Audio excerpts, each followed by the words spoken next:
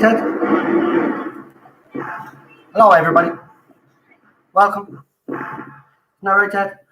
Say hello to everybody. Here we go. Take the bass line out.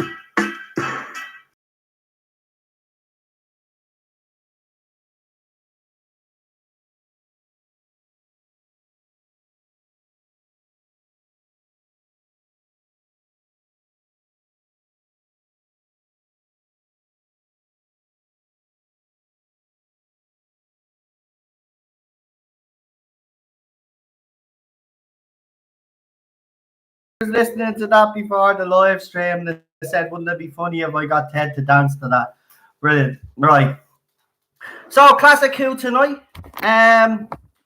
Obviously, two stories in question, Genesis of the Daleks and the Five Doctors. So we've got plenty to discuss tonight. Now, if anybody wants to know anything about Series 12 information, I did a video on it earlier on. Remember, this is for Classic Who only. I do videos separate to this. I won't be talking about New Who in this thread whatsoever. It's for Classic Who only. Okay. So watch the video later, but BBC dropped another teaser anyway.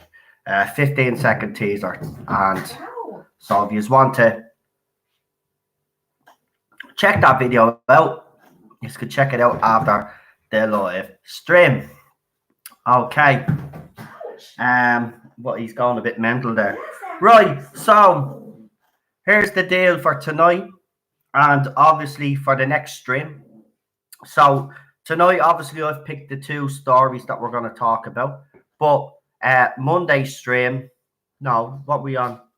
What day are we? We on Sunday? Yeah, we're on Sunday. So Monday stream, I'm going to pick a story, and you guys are going to come on. Whoever comes on to call can pick his own classic story that you want to talk about. Also, that way I get to talk about a story that I really enjoy, and then you get to talk about a story that you really enjoy. That way, then it kind of balances it out. And as I said, we will do the new series at some stage. I'll break it up a little bit. We'll do series 1 all the way up, and we'll have just discussion about Doctor Who. That's what it's all about anyway, isn't it? So without further ado, if anybody wants to come on tonight, please drop me a message on Messenger now, please. I just have to get the charger. Sorry, I knew there's always something I forget. Did you reboot your phone? Probably don't need to, but I did earlier, yeah. We'll just go with it and see what happens. Right.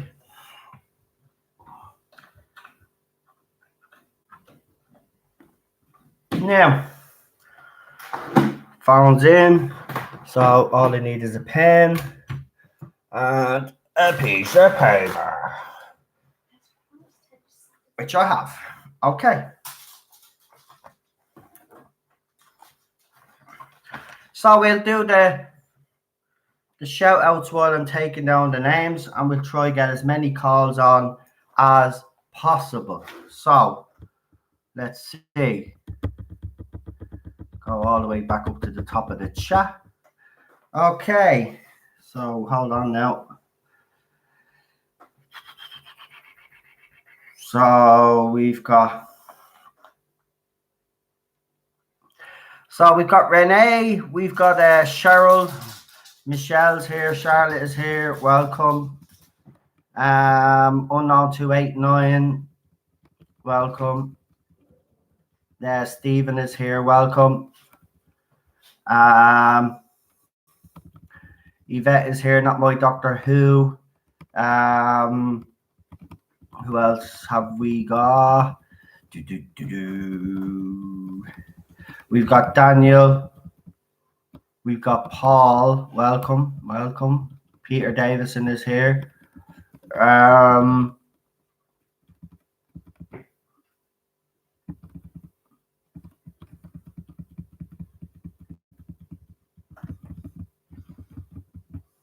Who else have we got?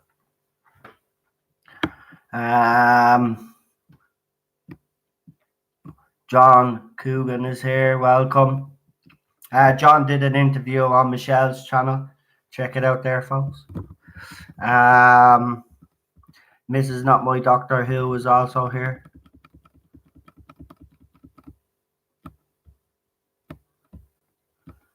And I think we're up to date with all the names. So I'll just check now and see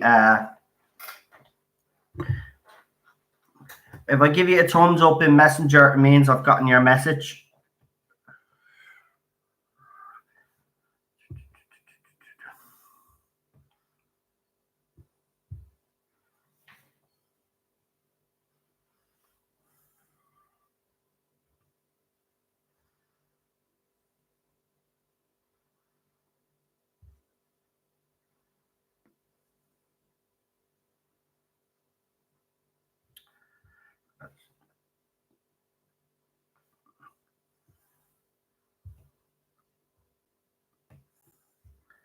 Right, if anybody else wants to come on and talk Classic Who, I'll give it another 5 minutes and then I'm going to just start taking calls. And then when we get to the last caller, then we're going to end the stream. That's how we're doing it from now on. There's no point in me, as I said, rambling on for another 20 minutes, an hour after that. You know what I mean? So we've only got 3 people right now at the moment. So if anybody else wants to come on, please let me know. Rocker Runner is here. Welcome.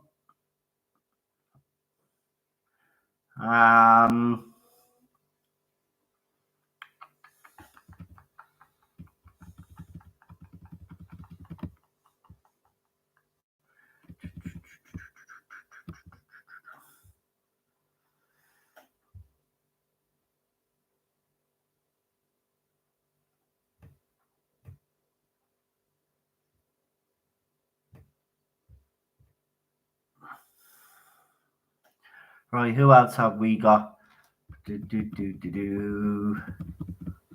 I think that's everybody anyway. Yeah. Right. We might as well just get straight into it.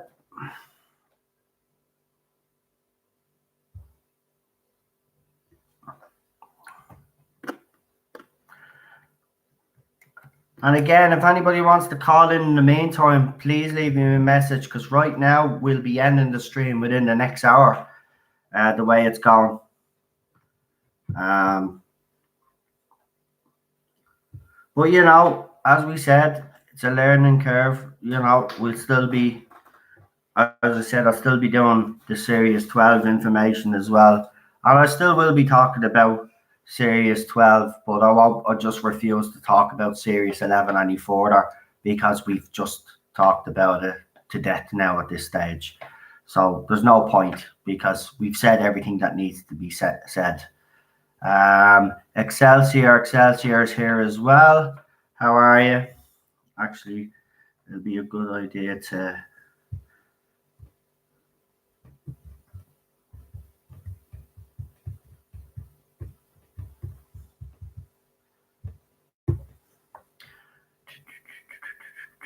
who else have we got? Stephen Griffiths. I don't know if I mentioned Stephen Griffiths, but welcome, Stephen.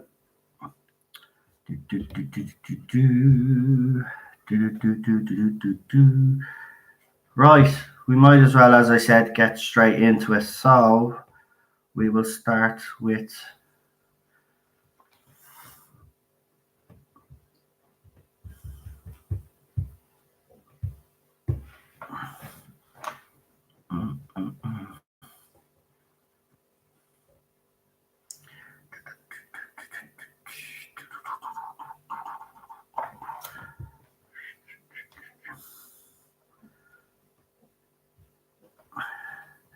damn, if I had known, I would have waited because Ballstrek is actually streaming with Critical Drinker right now. Oh no. Oh, for God's sake. Oh, man. Right, we might as well just get on with it. Oh, right. As soon as you said that, Teddy did that. No,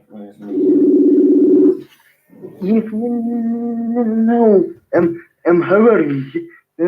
I'm not too bad, Daniel. How are you? How are you feeling, mate? I am doing pretty good actually.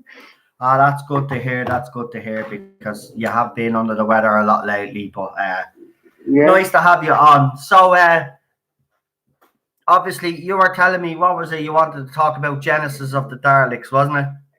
yeah, Genesis of the Daleks. Basically, I'm glad you decided to do Genesis of the Daleks as a discussion point because it's one of my favourite stories of all time. So I'm actually quite glad you decided to do it. But um, anyway, the thing is, oh, like um, I really like this story as it shows how you do how you do political metaphors and sci-fi, and basically I like the way the story starts off about the Tardis. It kind of brings a bit of it kind of brings a bit of steady to the story, and as well as well the guy that plays the Avros Michael Michael short is my favourite version of Avros as well because I just think he was perfect for the role of Avros. Um, and basically, this, and basically the basically Genesis of the Daleks isn't really about the Daleks if you think about it. It's more a character piece for Avros himself, though, if you generally think about it. Basically, I just like the way this story is so is, is almost identical to the first world or basically, and it shows how built each it shows how built each and arc the scarab or actually is. So I thought it was I thought it was just as perfect though, basically, and basic, basically as well, it shows sides, both sides in them, all the cowards and the fouls were utter holes basically, and I just enjoy stories where everybody's a prick, basically. It makes it more enjoyable. No, I agree with you. The performances in Genesis are actually quite Yeah, they're absolutely fantastic. yeah, The and bleakness of the start, I agree with you. Even it starts off bleak and everything, like yeah, Harry, Sarah, and the Doctor. They appear yeah. on. Sorry, I'm nearly bleeding, choking there. Go on, Daniel. You continue. Shit. Yeah, and basically as well, I like Tom Baker's performance is There we go. absolutely exceptional. I love the bit where he's holding the two wires and he gives the whole speech. I can't remember word for word the actual speech, but the speech is absolutely spectacular. Spectacular. It's actually one of the best speeches in the entire show's history, in my personal opinion. And basically, it just shows you how evil Davros actually was. Um, and it was a good introduction to the story, to the character of the Avros. But over because I think that was the best story that the Avros has actually been handled in. Because as you see throughout the show's history, Davros becomes kind of a jokey character, though. Oh, and that's been a big mistake throughout the show's history. But back to Genesis of the Alex, the guy that is his henchman, Ida Peter Isles, is actually one of my favourite characters within the story. What a good performance from him as well. Just basically the whole cast is on top and that story. That's why I love it so much, and you can probably tell in the excitement of my voice is just it just excites me every time I watch it. Basically, Yeah, I have to say it's one of my all-time favorite stories. It's up there. It's a fantastic story. I mean, the moral dilemma that the Doctor actually has to face in that story as well. I mean, you wouldn't like to be in his position anyway to make that decision, would you? yeah. You know? No, but like, I don't know how I would do that. No, I'd probably just watch the two of us together because I'm an arsehole and everything, basically. Mm, So I'd probably just basically, You probably would, yeah. You're like me. Feck them, they're evil. yeah. Game over. Yeah. But as I say, like even Sarah Jane and stuff like that, Elizabeth Sladen's performance again is exceptional. But you can't really have too much criticism about Elizabeth Sladen, and it makes me so happy just to go back to that story because we have lost such a great actress. She has been such a big loss to the fandom, and I was really lucky when she passed away. That hit us all hard in that. And Yeah, I like Elizabeth Slade's performance, and I have to say the dodgy clam monsters. Remember the experiments, the dodgy clams under the underground. Look, I actually think oh, Genesis is up there as one of the best oh yeah, oh stories. yeah, yeah, but that experiment on stuff kind of makes me laugh, but because it's so shit, it makes me laugh. But, but like apart from that, though, the story is actually pretty good. Even the guy at the end, even the guy at the end that wants to oust the Avros from Aurora also had a good part. I can't remember the guy's name.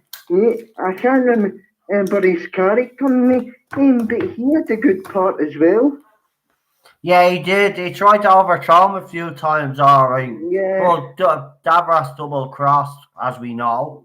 yeah, I forgot to actually do a brief rundown of the episode tonight. Sorry. But yeah, I mean, the back and forward between it, the little different yeah, deals going on, the Doctor, the yeah, moral dilemma he faces, you know, yeah, him and thinking Sarah is yeah, dead, you know, it's yeah, and I mean, right at the start, sorry, and I get elected to say the CIA agent. Remember, as the Doctor, the three options: the genocide, the genetic altering, and I can't remember the other option. But he gives the Doctor three options, but obviously, but obviously he wasn't able to carry any of them out. He was, apart from to a certain extent the genetic altering where he has to where he has to destroy the tape recorder with the Daleks on the because that's the bit that I always seem to forget. So I'm happy I remember.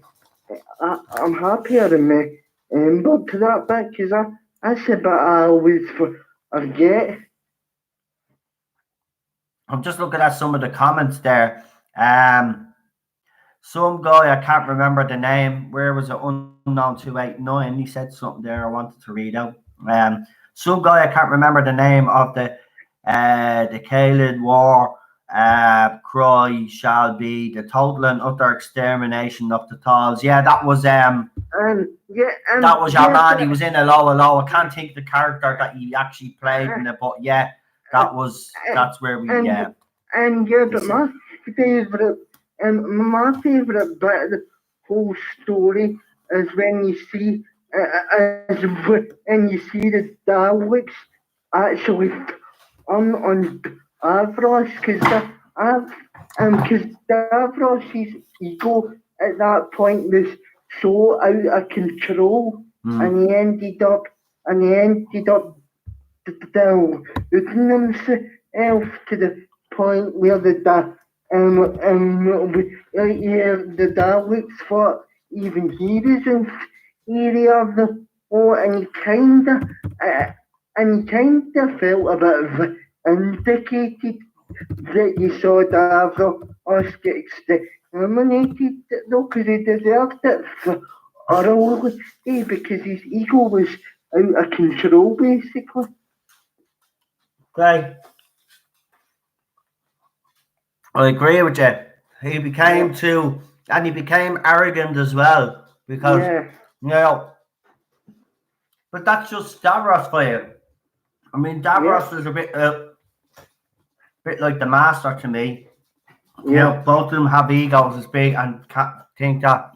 I mean, Davros for him, he went great because he took perfect creation with the Daleks and stuff. I mean, even that scene when Tom Baker goes into the chamber and goes in, and Sarah Jane and Harry Sarah Jane and Harry are outside, like he's taking a long time. And he comes out and he has a mutant on his face. Like, I mean, that as a kid, if you were watching that as a kid now, I remember watching me, scared the shit out of you like it did. I mean, that must have been about 10 and 11 when I first saw that episode, and I actually frightened the whole shite out of me that bit. So, but basically, I think though that was one of the best stories ever written, and it's probably in my favourite out of the whole entire history of the show, because it's so well written, and like every one of the characters is absolutely brilliant in the story, and it even shows you the owls with their assholes as well. And can violate it's either them. Well, that's one thing that I enjoy about certain Doctor Who stories. I just love stories where everybody's just an arsehole, basically. It makes it more enjoyable. But not only that, though, I like the way they showed the two sides of the argument as well, though. You know, you seen what these people had to resort to, like, to stay alive and turn to Davros, and then you had the others then that basically wanted to annihilate the other side because Well, I like the way they show two sides, and it was very important for this Yeah. story to work that they did show two sides. Yeah, Because well, both sides did things that they weren't proud of. Well, that Ross was yeah, proud of well, everything he done. yeah, well, basically that's what science fiction should be. Yeah. It should be a combination of science, should be a combination of character development, and a wee bit of politics and morality all stuffed up in a pot. Well, basically, that's what good sci-fi writing is. So, and that's one of the reasons why Genesis of the Daleks is so regarded, in my opinion, is it's the total package of what you expect Doctor Who to be. You've got your morality, you've got your politics, you've got science, you've got character development, etc., etc. That's what makes us story so good.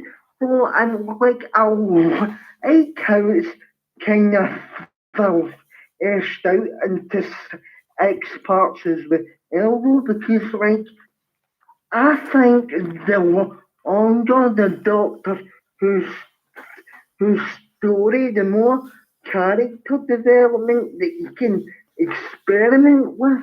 So, and character development is right up my alley, basically. I love very well developed character. Also, I don't like it to be spoon fed everything. I like to get engrossed in the story, and I always find whenever I go back to Genesis and Daleks, every time I'm just as engaged as the very first time I actually saw the episode. It's a classic, in my opinion. We forgot about the Mutos. The Mutos. Oh yeah, yeah. Oh yeah, yeah. I mean, yeah. I mean, I thought, I mean, I thought they were good as well, though, because it showed, because Show because the it's, impact of what everything had happened with the yeah, result of what. Yeah. Which I loved as well. yeah. I mean, Again, it's another dynamic of the story that works really, yeah. really well. Because the main Muto guy, I forget his name, even Oh says when yeah, they tried to kill Sarah Jane, and he even makes the speech, yeah. well, why should we kill such beauty and all this? Why do we have to Um, destroy everything that's um, beautiful? yeah, but see, that's the thing, though, when you have a, when you have a tyrant like Avros as well, you're going to actually see the society as Scarrow actually become very um chaotic, and as a result of that, you've kind of got the idea in the mythos and the story. So basically, if you've got a dictator that's so hell bent on destruction, you're going to have a society that's basically crippled by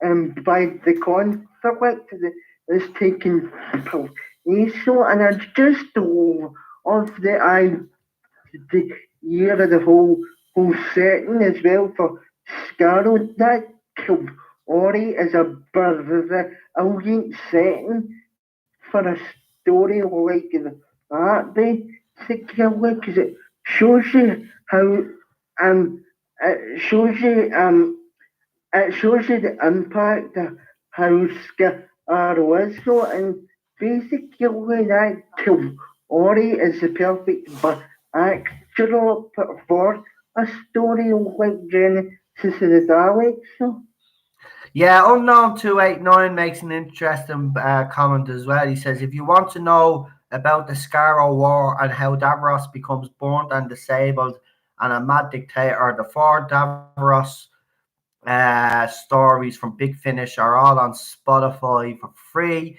if you want to listen. Is that the Idavros series? Yeah, the I Davros. Sorry, I got it wrong. Yeah, I didn't notice there was an I beside that. Yeah, the I Davros Big Finish. So there you go on Spotify. Actually, I've been kind of thinking about getting into that as well, because that as well is a direct prequel to it, because it shows, because it like, and I heard as well it shows you Davros together on up basically into areas in Genesis of the Daleks, so I might give that a go as well. But as I say, thanks for having me on. No, I just heard to the buzzer go off, and I'll let you go and get on your next caller. No problem, Daniel. Listen, thanks for coming on and thanks for sharing your thoughts on Genesis. I know you said that you've only watched Genesis and you wanted to talk about Genesis, and I appreciate that.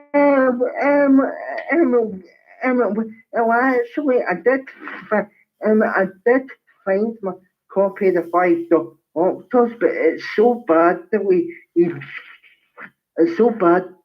jump that I can't even attempt to watch it basically. So like I didn't even I did try to watch it today, but it's just so jumpy. Yeah, you're better off waiting until you can get it, because you don't want to watch that jumpy. But listen, Daniel, thanks for coming on.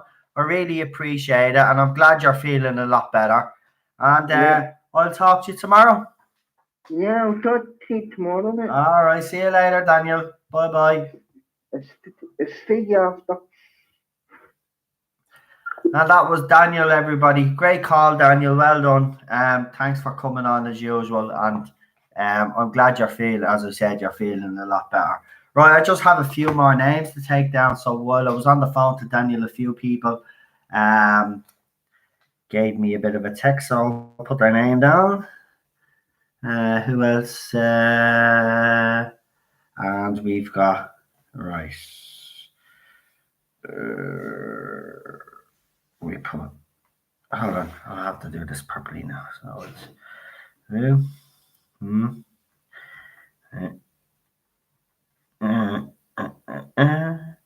oh, Jesus Christ. I don't, you know what? I'm losing my memory. My writing's gone to shit. Welcome to old age. Oh, money messing. Right. You're squirreled. You're gone. You're finished. You're finitoed. Finitoed.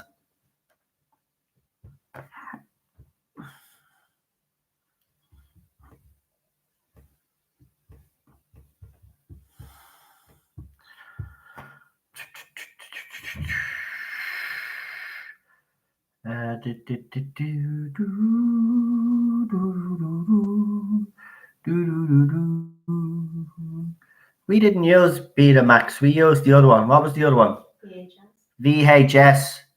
That's what we used. We didn't use Betamax. We used VHS. Yeah. You are born ready. You were born ready. I just asked someone were they ready, and they said they were born ready. That's brilliant. That's something we'd say in the 80s or something. Or maybe the 90s. Or maybe we just say it all the time. Let me see now. Laserdisc. Oh, Jesus Christ, the Laserdisc. Are you serious? Where are you all? Where are you all living in? Do you know what? They were the days, though. They were the days. They were the days. Seriously. They might have sucked, but at least the 80s, like, everybody wasn't offended and we could all have a bit of fun. Right. Let's go.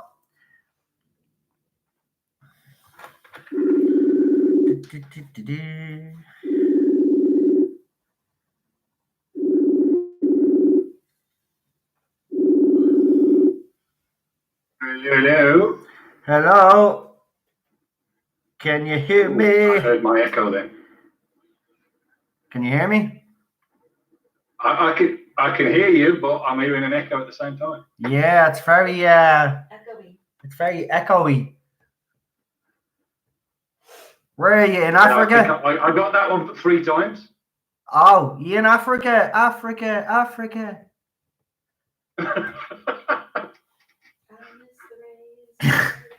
Okay, I don't know whether that's my end causing that or not. Hang on. That's no way. Right, we'll give him a second. Because there's an echo now, that's going to sound deadly. It is. It's echoing massively. Hang on. Which is very weird considering I've got it on my headphones.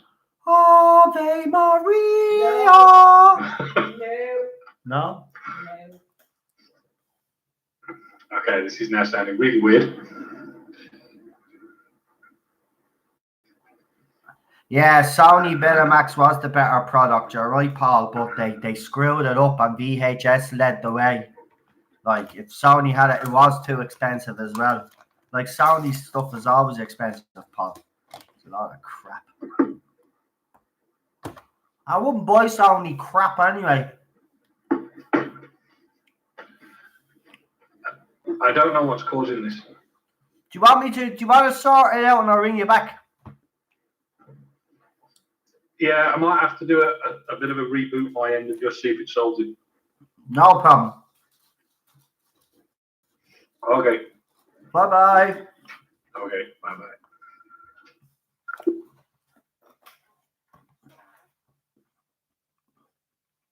Well, I've seen a few names pop in, so I might as well give them an old shout out.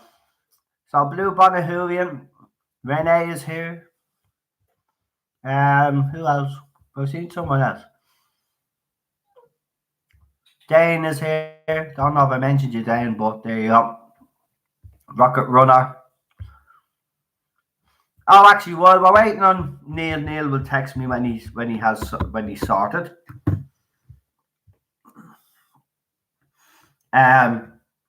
So very disturbing news. I know it's a bit off topic, but while we have a bit of a chance, a bit of disturbing news is coming out from YouTube.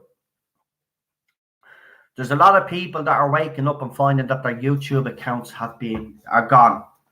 Now, YouTube there's something that I've seen on Twitter, and apparently what's happening is YouTube have decided that they're going to take down channels that are not commercially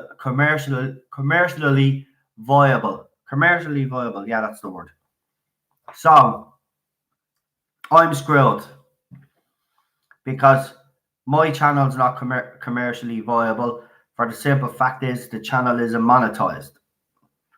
So I'm kind of right now, it's like I'm living day to day, basically, whether my channel's still going to be here or not. Now, apparently, it's gotten so bad that even if you go to appeal it, it's not. Now, don't get me wrong, it's kicked up on Twitter, and YouTube are saying that they're trying to sort their stuff out.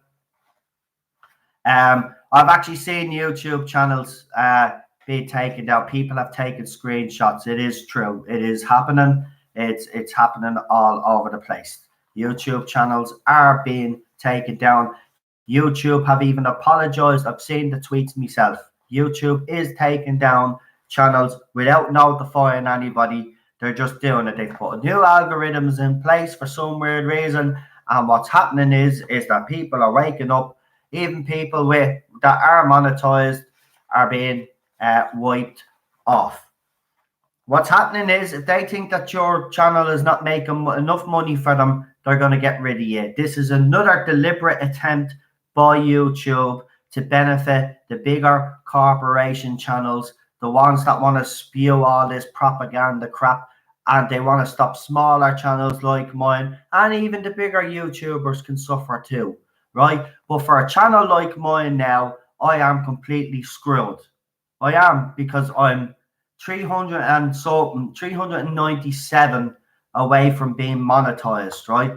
If I don't get up to the 1,000 figure, we mightn't even have a channel before Christmas. And that's just the reality of it. I'm just telling you out straight. So, you know, every opportunity that you guys get, just do me a favor. Just share me channel. Tell people about the channel. Word of mouth is actually great. You know what I mean? Just let everybody know. Come join the Tardis zones. Great. We've got a great community.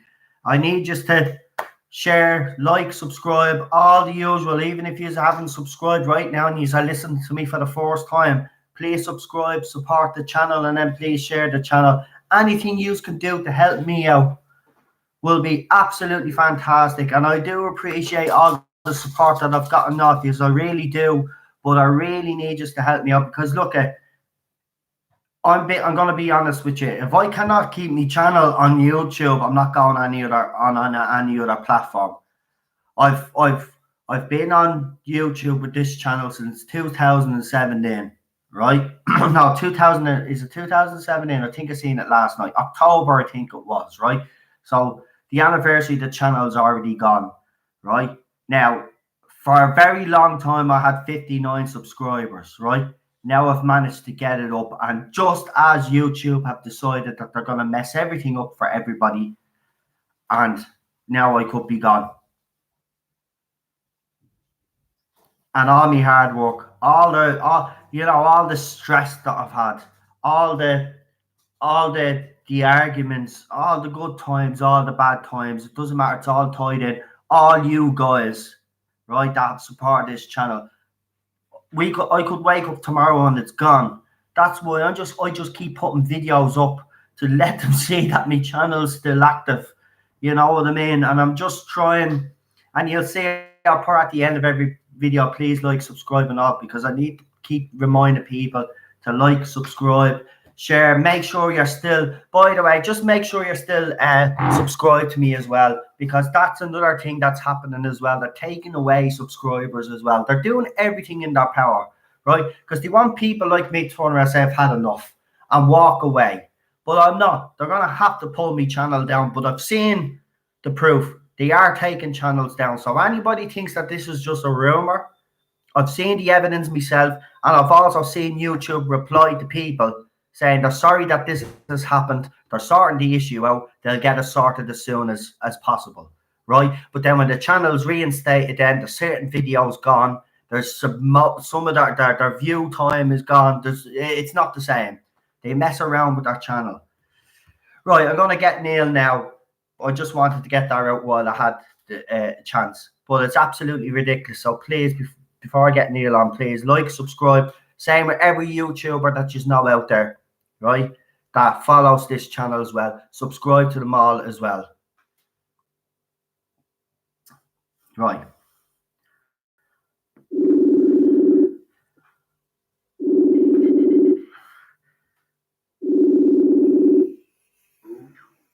Right, hopefully this time no echo. Hello. Can you hear me? Hello? I can definitely hear you. Right, you can hear me through the computer, or you can hear me through the phone? No, it's still doing it. Oh. I'll tell you what I'll do. There's only one more thing I can do. Reboot my end. I don't know what's going on, to be honest, because I've just rebooted everything on mine. Right, well then I'll reboot my end and see what happens, right? Okay. No problem. Right. Okay, right. I don't know what's happening tonight. This is actually really. We will have to find a better way of doing it. Because this is starting to get a bit tedious, because my phone, I think it's my phone, to be honest with you.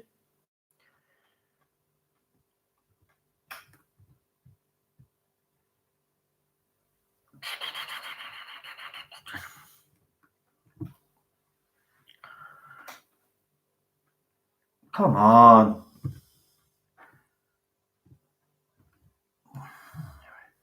I see 27 of you are watching right now. Do us a favor, please give the video, the stream a like. If you like what's being said right now and you've liked what you've heard so far. But I tell you one thing.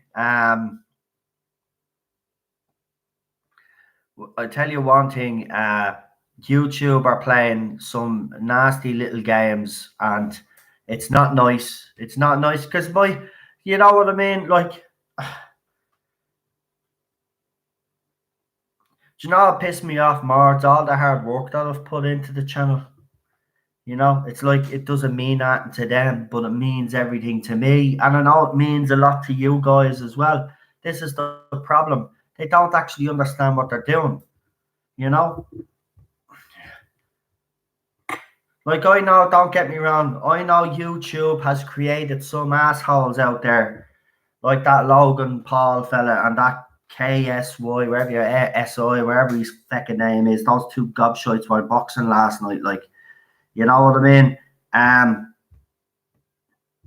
Like, I know it's created a lot of assholes. Why not get rid of them? You know what I mean? Leave us alone. Get the YouTubers off that are actually scamming their subscribers, like making up fake videos out there. I've seen a lot of them lately, to be honest with you. And you know what I've noticed as well? It's actually annoying me, right? I've worked so hard on this channel, and you guys know that, right? And we've all like built this channel up. I've seen people that have set up channels last week and are already monetized. Like, it's absolutely ridiculous. It's actually annoying me, it is, because these people are only latching onto a certain aspect, and they know that that people are gonna lap it up and they're getting subscribers that way. If I just continued doing what I was doing with just slamming Serious 11, yes, my subscriber count probably go through the roof, but I'm sorry, but enough is enough. And these channels annoy me to do, because, you know, they're saturating YouTube with their propaganda bullshit, to be quite honest with you. You know, it actually annoys me. Work hard on this channel with you guys and all. We put up a lot of content and all. We do these, and then you have these people not even got channels 2 weeks, 3 weeks, and are monetized. Fucking ridiculous. Right. We're going to try Stephen. Oh, we're going to try Neil again. I just got a message off Stephen Cassidy there. That's why I said, if it does it this time, I'll switch to a different method of calling this end. Okay, no problem. But we'll give it a go now. I've rebooted my phone, so hopefully. Still trying to get Neil on.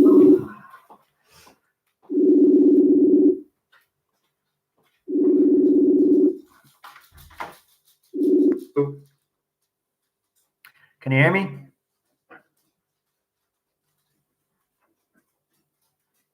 Hello. Hello?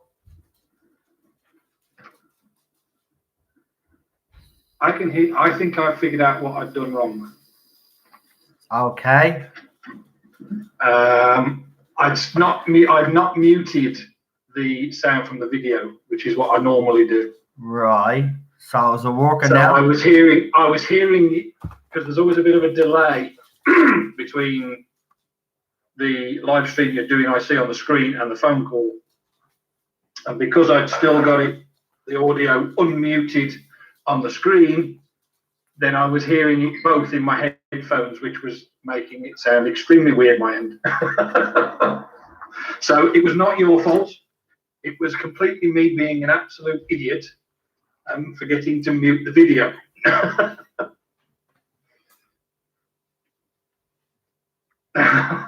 I just heard someone at the door. Well, what's wrong? Did Ted pee in the lift?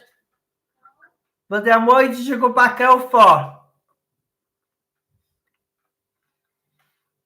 Ted did something out there. She's not telling me. Because I wanted to show Liz how you decorated for Christmas while I was out. Oh my God, you're still taking photographs.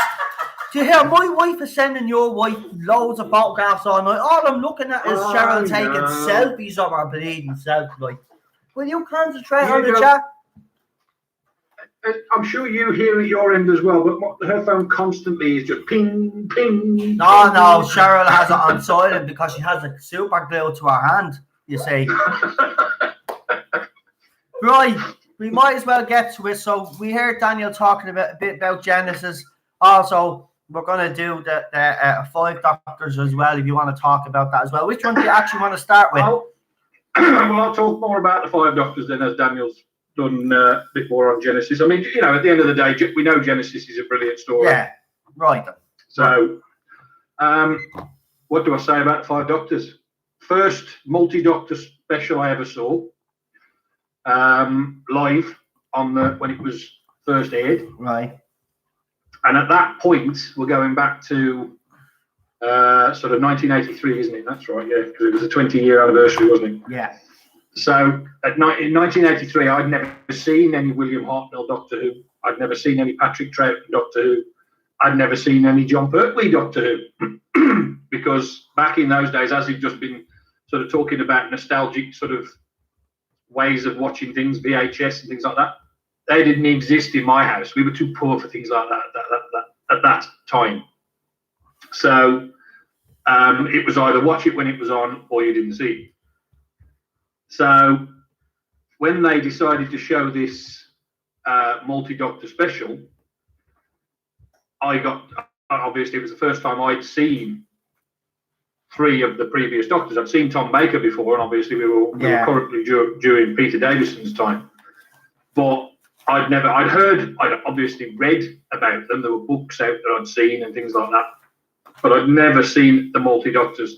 And I actually, as a kid at that time, because we're talking, for me, 9 years old. Yeah. So I didn't even know that William Hartnell wasn't alive anymore. I'm trying to think. I don't even think I realised that. No, I wouldn't have done. I wouldn't have even known the sort of backstory about Tom Baker not wanting to do it and all this sort of stuff. So I remember watching this story. Now, don't get me wrong. I think the 5 Doctors is an absolutely brilliant story. It was a great anniversary special. They should have took a leaf out of.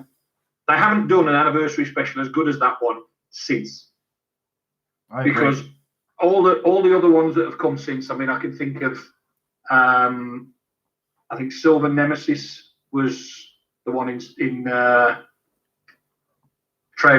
Sylvester McCoy's era, wasn't it? That was an anniversary special, but it wasn't a multi-Doctor special. Yeah. And then you went on to obviously the failure that was the 50th anniversary special we had during the new Who series, and they just didn't get it. They didn't get it in the new ones. In that 5 Doctors one in 1983, they got it. They knew exactly what people wanted to see. They wanted to see all the Doctors they could get back into it. You had as many aliens as you could think of, or should I say, well-known aliens that you could think of in it. You had the Time Lords in it. You had, it was as many companions as you could think of. That is what an anniversary special should be, and that's what it was back in 1983. 20 years they did it right, but I remember being extremely disappointed that Tom Baker wasn't in it. And I'd seen some of the publicity shots. It was blatantly obvious from those that was a waxwork dummy stood there in the shots. Yeah. It was, I mean, like I said, the story, I thought it was brilliant. I thought the story was great. They worked it in very well that Tom Baker wasn't in it by using, again, because of the time we lived in then, nobody had seen any footage from Sharda. Yeah, exactly. Yeah. So using that little clip down the punting down the river from Sharda, nobody had ever seen that. Yeah. And we were all, we were all in awe of that when it was the first time it was on television, because it was like, oh, footage we've not seen of Tom Baker. And don't forget, we were only a couple of years from losing Tom Baker, who a lot of people had taken to heart as the Doctor because he'd been there so long. So having him not in that special was quite wrenching, to be honest. But I think as it went on, it worked without him. It still worked very well without him.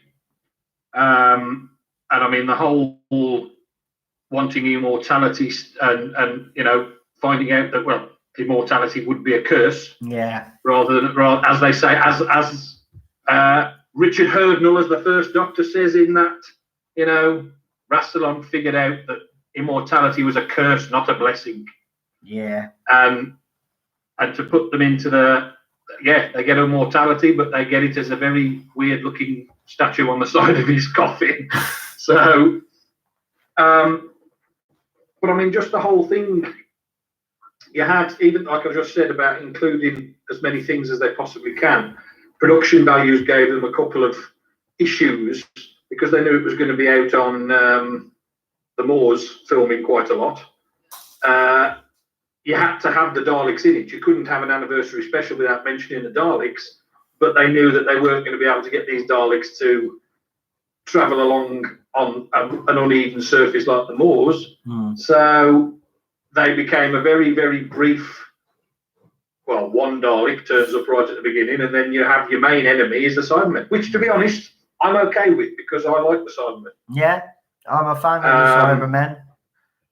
I mean, I always look forward to Cyberman stories more than Dalek stories, to be honest. I'm actually like you. I've been watching a lot of Classic Who lately, as you know yourself, and I have to say, every time a Dalek or a Cyberman story comes up, I'm actually more excited, and I agree with you. I'm actually more excited for the Cyberman stories because there's a lot more going on.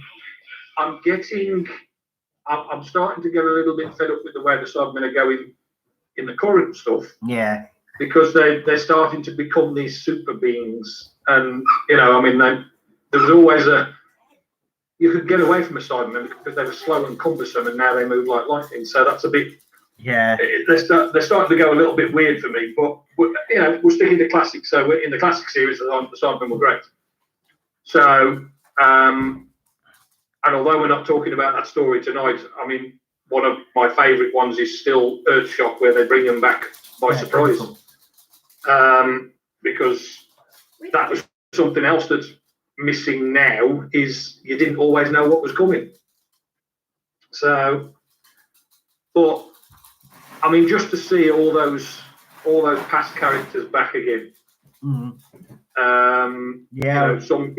some cases, ones we had seen fairly recently. Obviously, we'd seen the Brigadier in a Peter Davison story, not that same series. Yeah. And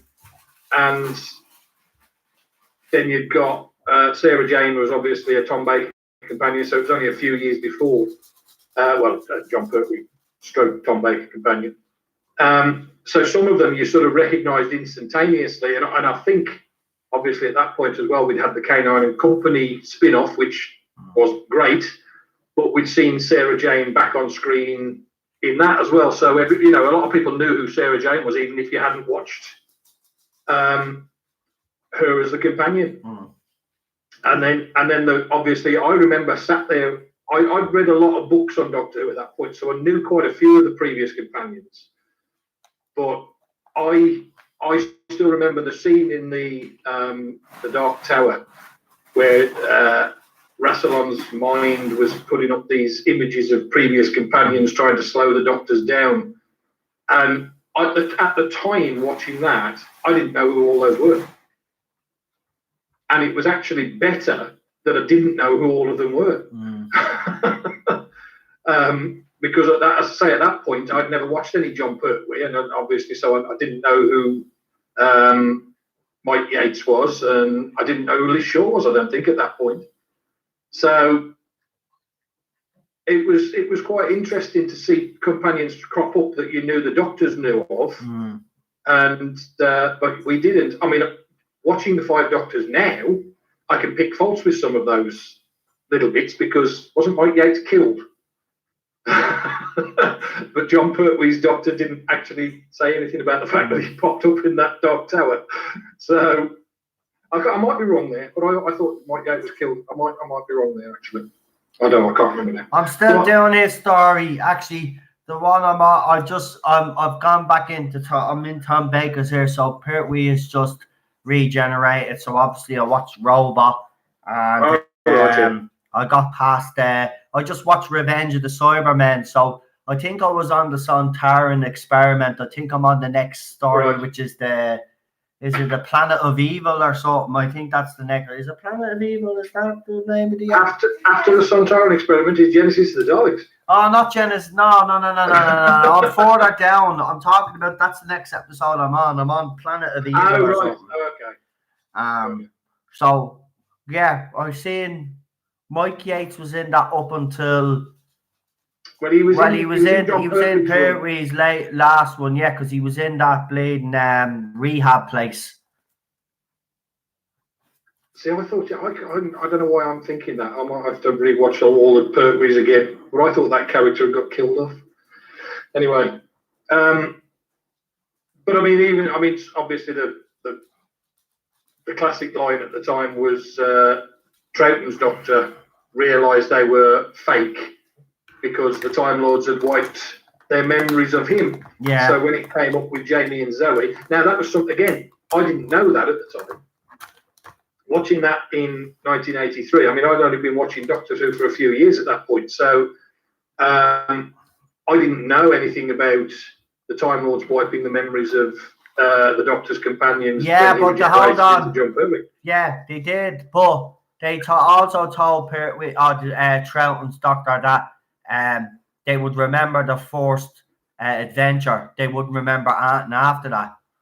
So they'd remember meeting the doctor. They would remember going on the first adventure, but the rest. So that one made sense. But I do agree with you with the last one. That actually didn't make sense because I think Paul just said there. Mike Yates went to prison. He wasn't killed. Oh, is that what it was? Yeah. Right. I knew there was something about Mike Yates that would probably make the doctor be a bit confused as to why he was there. But I mean, like I said in my written review of the ones you did on Friday, I don't tend to downgrade a story if something slightly doesn't make sense or if it's got a slight little bit of a problem in it somewhere and you just think, oh, that's not quite right. But if I get to the end of the story and I've been entertained, then it still gets quite a high rating for me. I mean, both Genesis and the Daleks and the Five Doctors would still be a 5 out of 5 for me. Because they're very entertaining stories. You've got very different stories obviously, but very entertaining stories. Like Daniel touched on it as well about the political aspect of the Genesis of the Dalek story. The first time I watched that, I don't remember seeing that. I wasn't watching Doctor Who when that was sent out live because that would have been 1974, would it? Was Genesis of the Daleks about 74, or was it 75? I think it was 74, wasn't it? I can't remember, but it was certainly around 74 or 75, I think. And I was literally still in nappies then, so I wouldn't have watched it when it first went out. Yeah. So the first time I watched Genesis of the Daleks, it was actually one of the first Doctor Who stories they released on VHS, coming around to the story, what everyone was talking about with VHS players and things like that. But we didn't have a VHS player. We had now it's one I don't think I saw mentioned there, we had a Philips 2000 player. Wow. Which were double-sided tapes. And you couldn't get that one on the Philips 2000 player back then.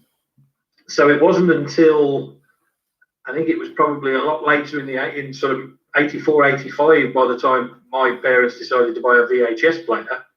And the first thing I did was head straight down to the video shop. Well, it was actually the town library used to rent out some VHS tapes at the time, and you just paid just something like stupid, like 20p, I think it was back then. And the first thing I rented to play on our VHS player was Genesis of the Daleks. And so it was a lot of years after it had been transmitted that I watched that story. And even then, we're only talking sort of I think I can't remember, it would have been 84, 85 that we bought that, or my parents bought a VHS player. So I was still only sort of 10 or 11. And although I was aware of the Nazis and obviously what they did from school, I never put the two and two together watching that Genesis of the Daleks the first time. Obviously, I have since as an adult, but not when I watched it the first time. The political aspect didn't even register to me the first time I watched that story, purely because of my age at the time. Yeah. But then watching it again, but that's a good thing about Doctor Who, because when you watch something as an adult, then you can think, you see a lot more. Oh, I didn't realise that when I watched that as a kid. Exactly, yeah.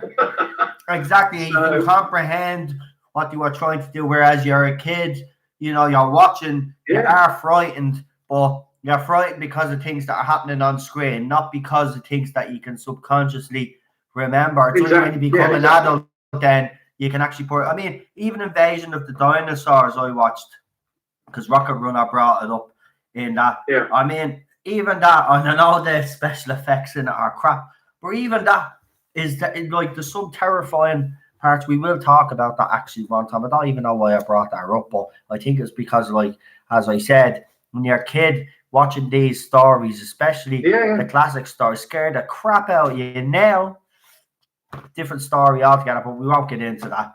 But no, we're on those two stories tonight. So yeah, so I mean, you know, it's. If I had to choose, I know this is probably going to not sit very well with some people. If I had to choose which out of those two stories was my favourite, I'd probably go with Five Doctors. Yeah. Did I hear a clap there? Yeah, from Cheryl. Yeah, because Cheryl actually likes the Five Doctors. We watched that. How many times have I watched that with you now? Because you like that story. Yeah, we watched it about 4 or 5 times. The Five Doctors is actually a great story to introduce somebody to classic Doctor Who. It's a brilliant. It's got everything. It's got all the elements that make up Doctor Who, and you've got all the classic lines in it as well, even though they make them quite cornerly. Like, you know, reversing the polarity of the neutron flow and all that sort of stuff. So it's a great story for introducing people to classic Doctor Who.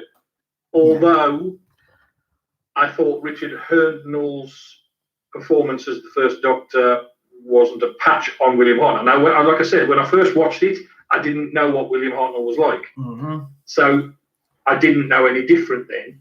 But after watching William Hartnell, Richard Hurndall couldn't even hold a candle to William Hartnell in his performance. And Richard Hurndall played it too aggressively, whereas William Hartnell was never always that aggressive. I mean, he was more of the grandfather type figure. So, but Richard Hurndall played it literally like the angry old man. And I didn't think that was as good. But like I said, when I first watched it, I didn't know any different. So, because I hadn't seen any William Hartnell at that point.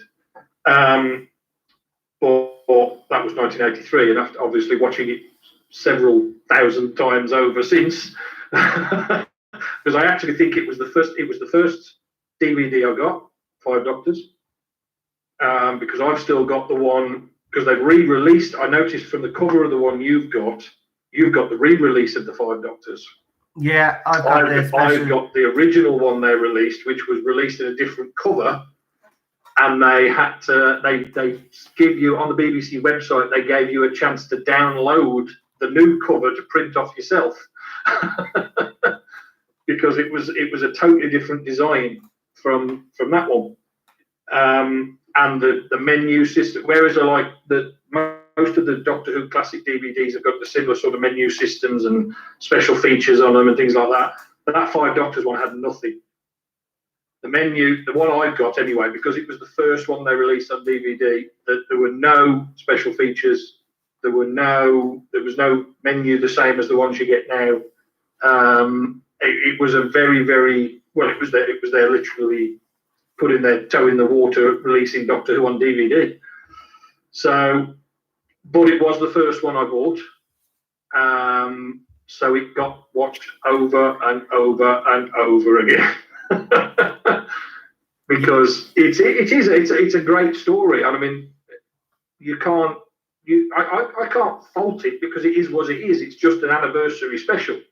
So, and like I said, it throws into the mix all the things that you want in an anniversary special. You want to see previous Doctors, you want to see previous companions, you want to see as many aliens as you can, and something they missed a trick ever since. They've not done it. The Three Doctors was the same. The Three Doctors was great, although that introduced a new alien, because at the time we hadn't heard of Omega, but it was still, I mean, even William Hartnell, who was terribly ill at the time, they still managed to include him in the Three Doctors. So this is something that the classic series did well up to that point, up to the 20th anniversary.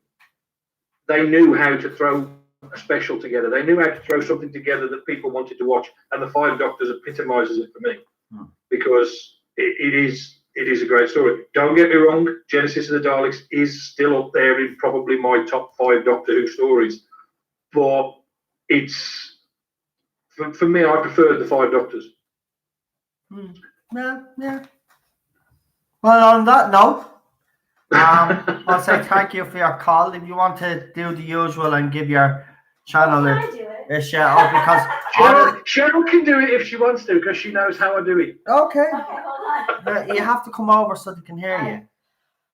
Yeah, right. So it's Not My Doctor Who, Facebook, YouTube, Twitter. Hit the like button. I'd like some likes and subscribe, please. So yeah, Not My Doctor. There you go. That's word for word. Perfect.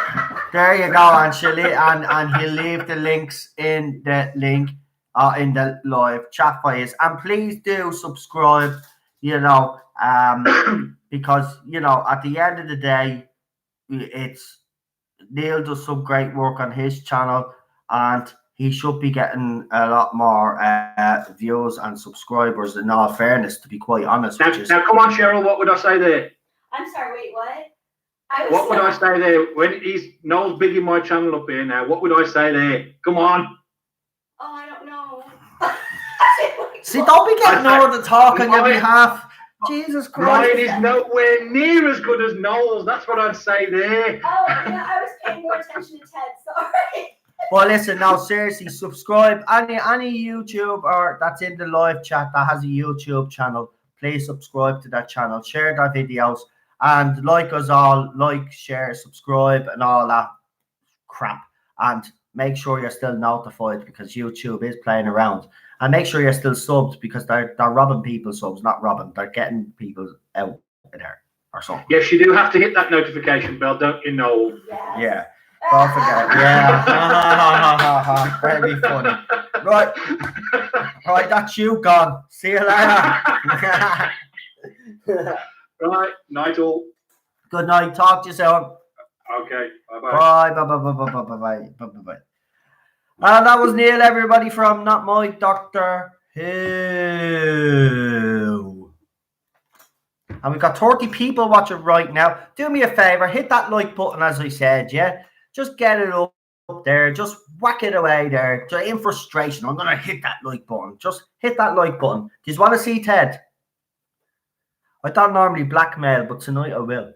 If you want to see Ted, I want to see 29 people. I want to see 29 or 30, right? There's 30 people watching. I want 30 likes.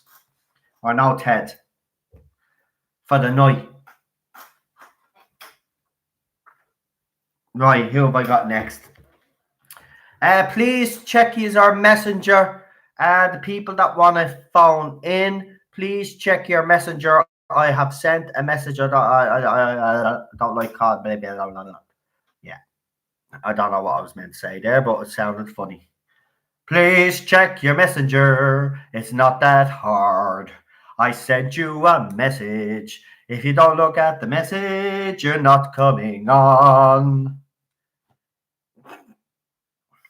I think I've had a bit too much sugar. So are we saying that the likes have to equal? Oh, the likes have to equal who's watching. Oh, there's only 26 people. Where are you all going? Where are you going? He's got something better to do on a Sunday night. So they're all getting off. No, don't be getting off. That's not how it works. That's cheating. There's no cheating allowed. Oh, who did I hand the moderator to? What? I rebooted what? What am I at to doing? I don't know what you're doing. Jesus. Oh, what did I do? I did something there. And I don't know what I did. Yeah, there. That's what I did. What am I doing making people? How you just go? Oh, Jesus Christ! How do I do this again?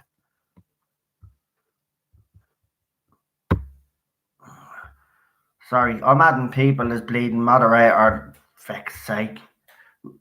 As you have seen, I have trimmed down my moderators because I had way too many, and especially with the fact that we're actually not going to be doing that on the new series till the new series airs, so it should be relatively relaxed and troll free. I say that, but you never know, you know.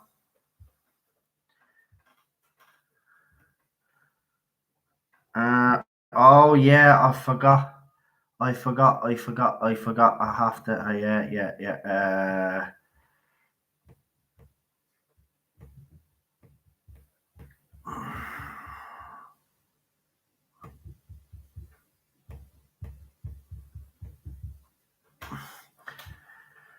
Right, yeah. Another one that was born ready. Jesus Christ, can you not come up with something original now?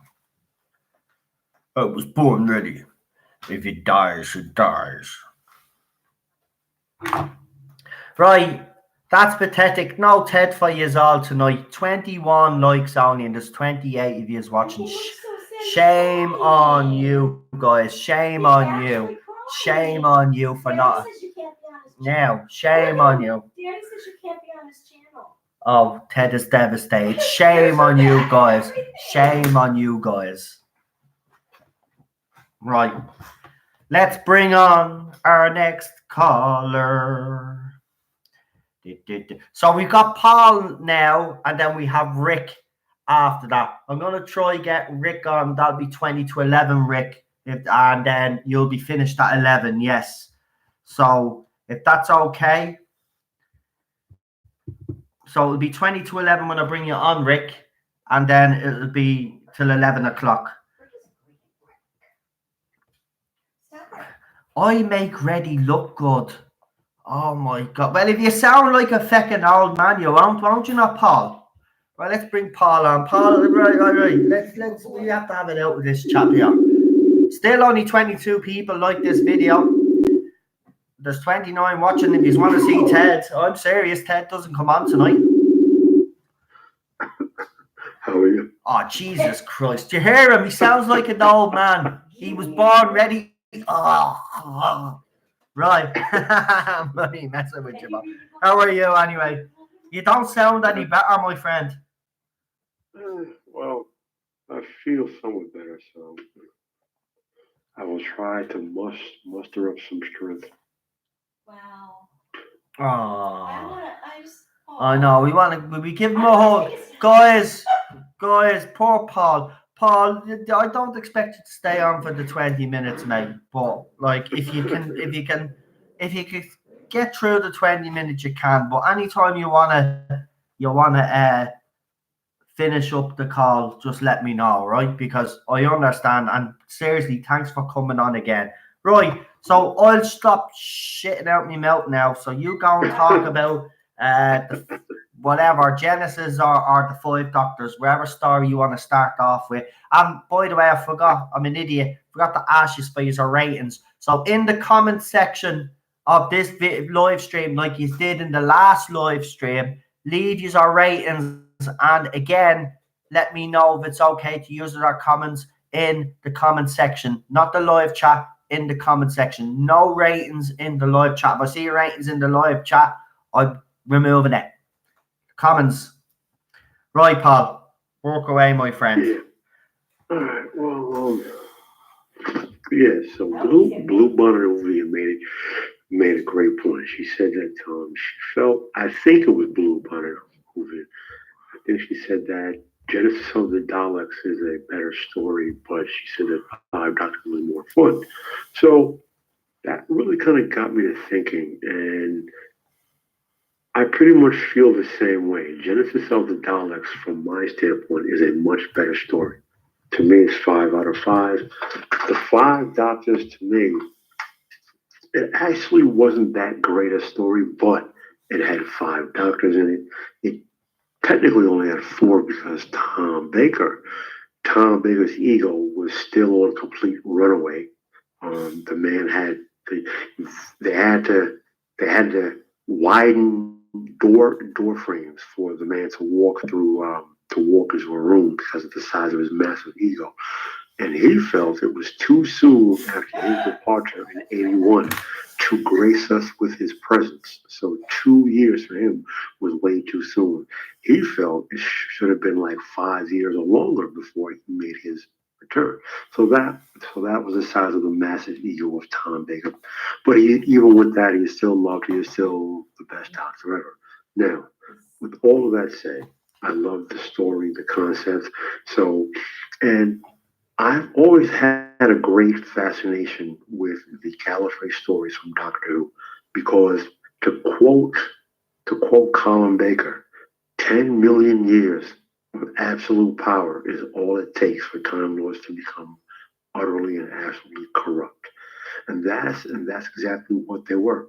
So we saw a nice arc from the Deadly Assassin. We saw Cardinal Barusa, who had recently just become Cardinal Barusa, who was one of the Doctor's biggest proponents when he was put on trial for who they thought that he murdered the president. Then we saw newly elected Chancellor Barusa in the Invasion of Time, when he had to watch the Doctor take his role as president of the High Council of Time Lords. So now we have President Barusa. So we've seen that character arc. So now he's President Barusa, but he has become corrupted by the absolute power of being a Time Lord. So he's using the time scoop to bring the Doctors there because he wants them to get into the Tower of Rassilon because he wants the secret of immortality. So that is brilliant. That is an absolutely brilliant arc, and that is great writing. And that is something that, New Who doesn't do. But staying focused here, absolute brilliant writing and the acting, because the BBC used to hire theater actors. So everyone took everything serious. The directors took things seriously. So you saw the brilliant story. Now, getting to the fun aspect, right? Having Susan come back, having Sarah Jane Smith, and we even got to see Bessie. I always loved Bessie. Absolutely loved Bessie. I thought Bessie was awesome. And we got to see the Cybermen when they were proper bad guys. The Cybermen are cyborgs. They're not robots. They're not supposed to look like robots. They're not supposed to have that stupid robotic silver Iron Man with a silly 5-year-old robotic stompy wompy noise. That's silly. I mean, I don't get it how people like that stuff, but hey, whatever. Each his own, fair enough. But they were proper bad guys. We only saw one Dalek, but you know what? I was okay with that. That worked. And I loved the Raston Warrior robot. That was a brilliant bad guy. And you know what? That's something that needs to come back. We need to see more of that. With a different producer and different writers and actors, clearly. But the idea of a robot, it can't see. It only targets off of movement. Anything that moves, you're getting shot at. But the robot itself moves so fast, you can't see it. Brilliant concept. I mean, who thought of that? Awesome, awesome concept. So now when we see the ancient and worshipful law of Gallifrey and the High Council of the Time Lords bring back the Master because he's the only Time Lord who will volunteer to go into the Death Zone. And I'll tell you something else. And I don't know if anyone caught this, but as a fan of classic Who, if you look at Troughton's last story, which was the War Games. So the race that was trying to invade Earth and several other planets, they had the war chief create these several zones, and there were different time zones throughout Earth because they wanted to study how Earth wages war. That concept was used in the Death Zone on Gallifrey. So since it was the war chief who was Time Lord who gave them time manipulation technology, clearly all Time Lords know about the Death Zone, but clearly he must have had a chance to study this to know up close because he gave that to them. So I thought that was a brilliant homage, putting that in the Five Doctors, because what is the Death Zone? It is a much larger battle arena of what we saw during the War Games.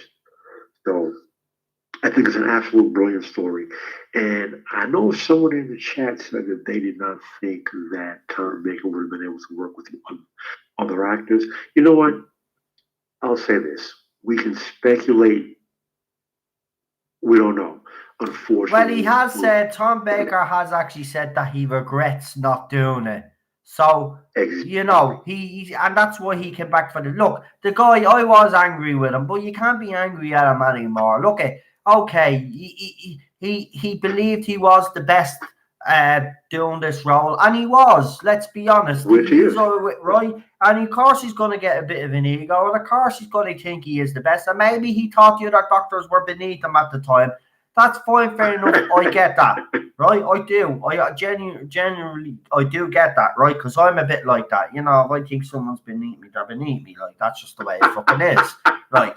But at the end of the day, you know, for me, we wouldn't have got the story that we got if Tom Baker had been involved on. So, I mean, it's all well and good. People are saying it worked out. It did. It worked out great. It did. It didn't. The story was great. But I believe if he had been part of it, if Tom Baker had been part of it, we would have got a different Five Doctor story. We wouldn't have got the one that we got. Or certainly wouldn't have. It probably would have ended the same way, but it would have been completely different to when they all ended up being on that tower, in that tower. I honestly believe that, you know, it would have been a better story with Tom Baker in it, to be quite honest with you. Now, going to the guy that played the Fourth Doctor, Richard. Is that his name? Richard? I keep getting his name. You know, Richard Hurndall. Yeah. I personally didn't like his performance anyway. I mean, he was okay. He wasn't great, but I mean, what did you think? I agree. I think that he didn't have the gravitas or the presence that that the First Doctor had.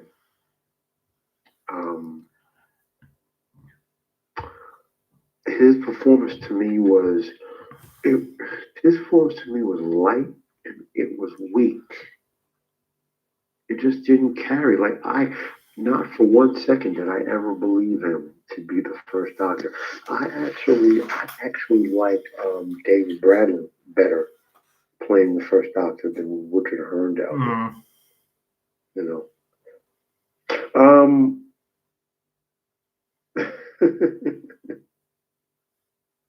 So someone in the chat said, Tom Baker was sick and couldn't handle coming back to being in the role so soon after he left. That's why. No, that's not true at all. That's completely untrue. Tom Baker categorically said he felt that it was too soon for him to come back to the role. So that has nothing to do with dimensions in time or anything else. He categorically said he felt it was too soon for him to come back. His massive ego. And then, as Noel said, he has years later admitted he was wrong because he felt he was bigger than the role and it was too soon for him to come back, and that he wishes that he had thought differently and had done the five doctors.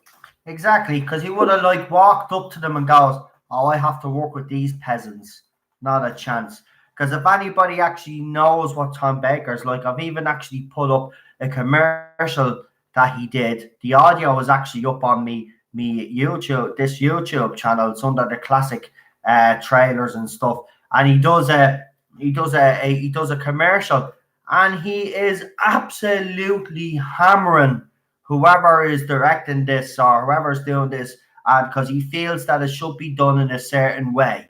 Tom Baker, just put it this way, if he had walked up to those lads when they were doing those photo shoots, he would have took one look at them, looked down at them, and it wouldn't have worked, because straight away they would have sensed that he was an asshole and that he was. Do you know what would have been like? It would have been like William Shatner. Do you know the way William Shatner stole all the parts of his co-stars because he had such a big ego that he wanted to be in everything, and in Star Trek, like, they had to change completely complete scenes because he just had to be the main. He was the main guy. It was all about him. Well, that's what it would have been like with Tom Baker. So in a way, I'm kind of glad that we got the story that we got, because if Tom Baker had come back, yes, I do believe the story would have been better, but it would have been more focused on him rather than the rest of them, the way it was. You know what? Everybody got equal. No, I'm not saying everybody got equal time on screen, but everybody, all the doctors were saying at different times, and it was good. They even stuck that Shada clip in there once in a while just to let us know that Tom was stuck, even though he really wasn't. He was being an asshole somewhere. Right. Again, unknown. I don't know where you're getting this from. You don't understand the Time Lords and Deadly Assassin when they didn't know who the Doctor or the Master was. Yet after and before the story, they do know. I don't know if you're recalling the Deadly Assassins. The Doctor was known by several people. At that point, he was known by the members of the CIA, the Celestial Intervention Agency. Clearly, he was known by newly Cardinal Barusa because he was one of Barusa's students. As far as the Master, his activities were only known by the members of the High Council. So both men at that point were known by people who would have reason to know who they were. So again, I don't know where, maybe you might want to actually go back and re-watch some of these episodes, just a little suggestion. Okay. Let me see. I don't know what. I actually honestly don't know how to respond to that one. But okay, yeah, that's you told. Money messing. I like to take the piss. He's But sick, so we'll forgive the snark. but look, I mean, again, this is the great thing about the fandom. There might be some things that people don't remember correctly or get things wrong. Like myself, for example, I never copped when I was doing the video today that the 23rd of November was actually an important day in Doctor Who history. And there I am doing the video about, there's going to be some announcement made on the 23rd, without actually clicking that was the bloody anniversary of Doctor Bleeding Who, like. Yeah, you didn't know that? Yeah. I did. I knew. It was just, of course I did. I knew it was the anniversary. It was just during the video, I completely blanked. And I kept, while I was doing the video, I was like, the 23rd of something, the 23rd something, 23rd something. And then it was only after the video was done, I put the video up, I realised it was the fucking anniversary. Jesus. See, my head's all over the place lately. Yeah. Why do you think the 50th was on the 23rd? Because I know. You think I would have? I know. Just someone hit me in the head. Seriously, with a frying pan. Noel has left the library. Noel has been saved. Count your shadows. Oh shit! Oh, I've got two shadows. No, I don't buy that crap. Oh, really quick. Silence in the library. Yeah. For me, that is a schizophrenic story to me. I liked the performances and I liked the story, but to me, the Vashta Narada somehow just seemed like one of the dumbest plot devices ever. But again, that's just me. Well, I will be doing New Who next week. So I'll tell you what, if that's what you want to talk about, Silence in the Library, Forest of the Dead, isn't that what it's called? Yeah, Yeah. Forest of the Dead. If you want to talk about that next week, we can talk about that. I personally, you know what? I'm gonna I'm gonna probably stay classic because there are some more stories that I would rather talk about. But see, the thing is this, right? Listen, I'm a diehard fan, and I've seen every classic episode so many times I can't even count how many times. And I can just pull out the DVDs and just watch them over and over and over and over again. It's just awesome. You know, I love She has me classic looking movies over my so shoulder. much, and it is so much better in every way when it was taken serious, and you had serious theater actors, you know, and you had better actors, and even actors who went on to, went on to star in other BBC television roles. You know, for example, you mentioned Planet of Evil. The captain of the Earth starship, I want to say his name was Prentice Hancock. He starred in two or three Doctor Who stories over his career, but he later was in I want to say season two of Space 1999. You know, very good actor. You know, when the BBC hired classically trained actors and they had better writers, better direction, better stories all over. So on that note, I'm not gonna hog up too much more time. You're grand. You've got a. Pass out. Yeah, I know. Yeah, sure. You've got 2 minutes and 25 seconds to go. You've done really well considering you're sick. Why don't you go and get yourself a lens sip there, bit of lemon and honey. Take that, few painkillers, get yourself some plenty of fluids, and get yourself to bed. Doctor's orders. Yeah, just plenty of tea with lemon, tea with lemon, tea with lemon. And That's it, I was lemon and honey, laughing nothing better. because a week ago, we were in Amsterdam, and they have like they have they have weed in every kind of tea. And they have like 100 different varieties of weed tea. Oh I'm Jesus! like, Don't be oh, telling me that stuff. I need yeah. the next time you're over there. What you mean they're legal? Bring me James, what? no, What? I'm coming. No, What? we all can infer. Move along. Okay. Jesus! Don't forget to post me some of those tea bags.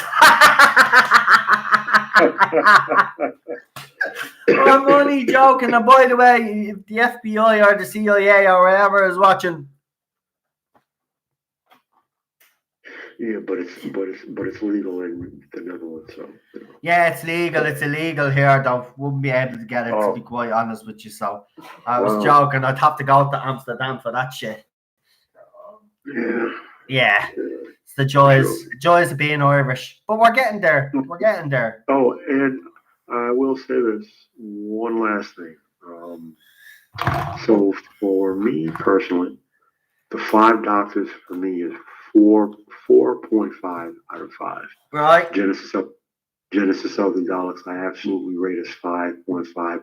There is next to nothing more than what I can possibly say, other than to say, as I had previously typed in the chat, the whole part. And I forget the name of the story. It might be The Magician's Apprentice, where Davros is a young boy. The doctor has to save him from the hand mines. Okay, so now there's a scene that we all know when Tom Baker has the speech and he's asking Davros, if you had the power, what would you use it?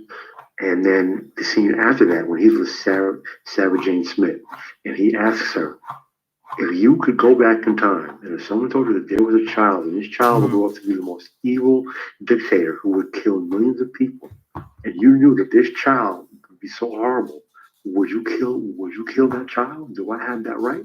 And so we saw that in that musical part of the episode, where that child happens to be Davros of all people, and the doctor makes the choice to let Davros live. Yeah. Good point. Good point. Actually, yeah, you did actually say that in the comments as well, and I hope people actually picked up on that. That was a nice little reference, actually. I still have problems with that Davros episode in New Who, but again, that's for another conversation altogether. But listen, Paul, you've lasted the 20 minutes, my friend. So, Well done, sir. so listen, you get yourself better before you come back on again, man. You shouldn't be getting on until you're better. We want you back fighting fit, right? So get yourself plenty of soup as well. What soup works when you have a flu? Chicken noodle. Chicken noodle there. Oh yeah, I love chicken. Oh, what you say that for now? I want the bowl of chicken noodle Well, soup. you're not making us chicken noodle soup. Well, we've no chicken noodle soup, so how can I make chicken noodle soup if we don't have any chicken noodle soup? I don't know. Exactly. Yeah. Right. With that, Paul, enjoy your chicken noodle soup and whatever else you're going to be eating tonight. Good night, and I'll talk to you tomorrow, my friend. All right, you have a good night, Noel and Cheryl. Take care. Tell Teddy hello. Yeah. You take care of you. All right, take care. Bye. Bye. Teddy says, And that was Paul. Poor Paul. Great call, Paul. Well Oh, done. Dana brought up a good point. What? What is the ratings out of? 5, 10, 7? No, it was out. It's always out of 5. We did it for the first It's out episode. of 5. Yeah. So Oh, we've been doing out of 10. no, it's out of 5. We So have to do some maths. right. to So reset. 5. 5 is obviously good. 0 is obviously really bad. 1 is poor. 3 is probably good.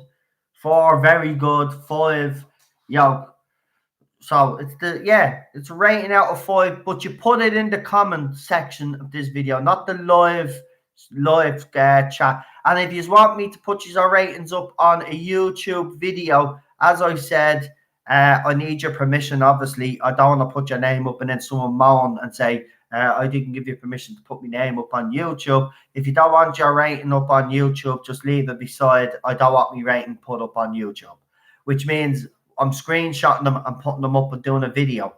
So I want to show kind of people out there what other fans rate these stories. So if you haven't done it in the first live stream that we done, go back and check that one. Go into the comment section of it, right, and leave your rating. And if I have your permission also, if you want to leave a little review like some people have actually done as well, you can do that. I will screenshot it all and I'll put it up on the video. That'll be coming next week. Right, now let's get to the next caller because I have loads of bloody callers to get on, and Rick is the next caller to come on, and then we have Gary. So I better get Rick on real quick because Rick only has until 11 o'clock. So I'll just send you a message there, Rick, to let you know. Let me know if you're ready to come on. If you're still here, that is. Let me see. I think so. Yeah, he is. He's still here.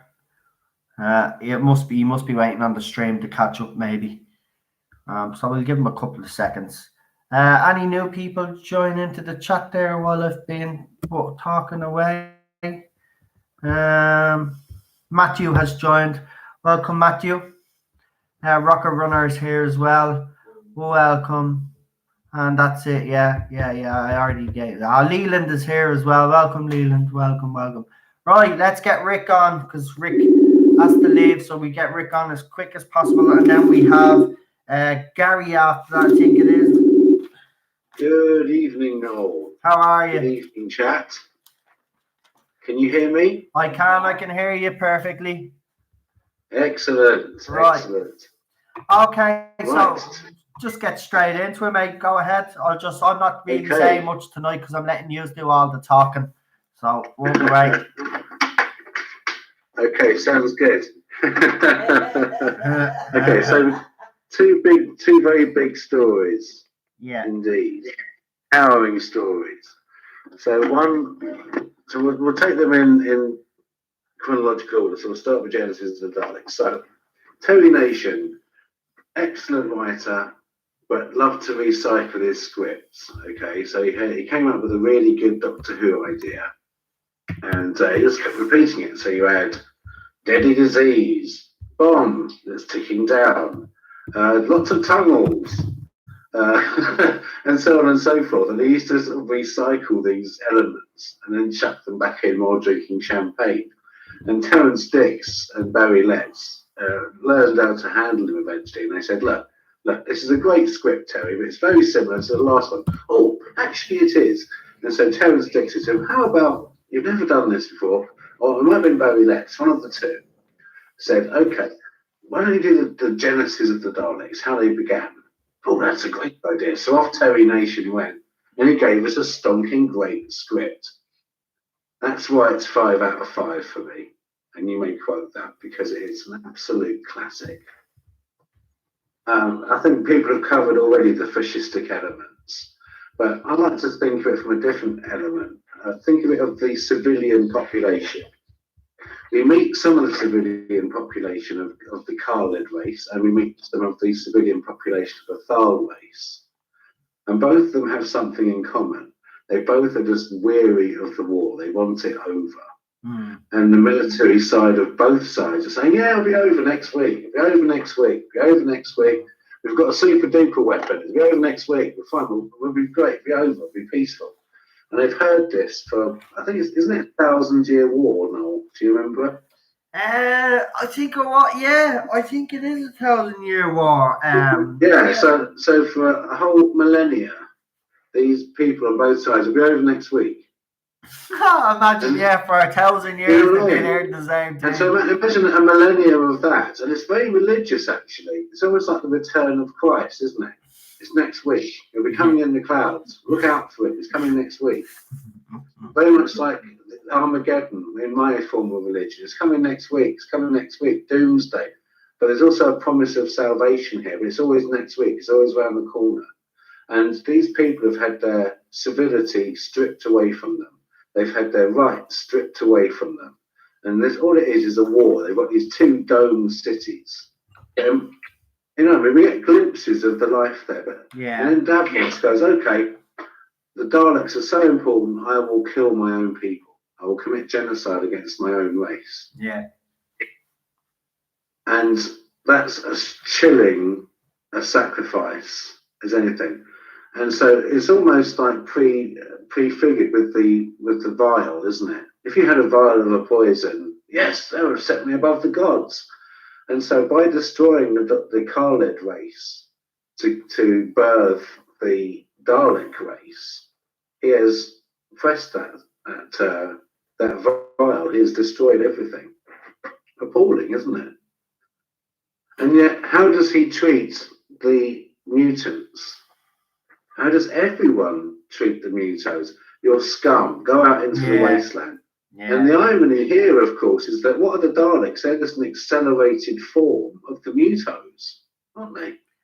Actually, when you put it that way, you get actually a point. So in a sense, they're more Dalek than all these pure Daleks, aren't they? So I wonder if they were harvested later and became Daleks. I don't know. What do you think about that? Actually, I wouldn't disagree with that. You could say that the mutos are probably an early evolutionary, but the first. But Davros, let's not forget though, Davros did take out all the emotions, and he used a series of chemicals to achieve this as well. Except for hatred. Oh my God, that was brilliant. But you know what? In Genesis, for me, the scene now, don't get me wrong, the moral dilemma scene is brilliant.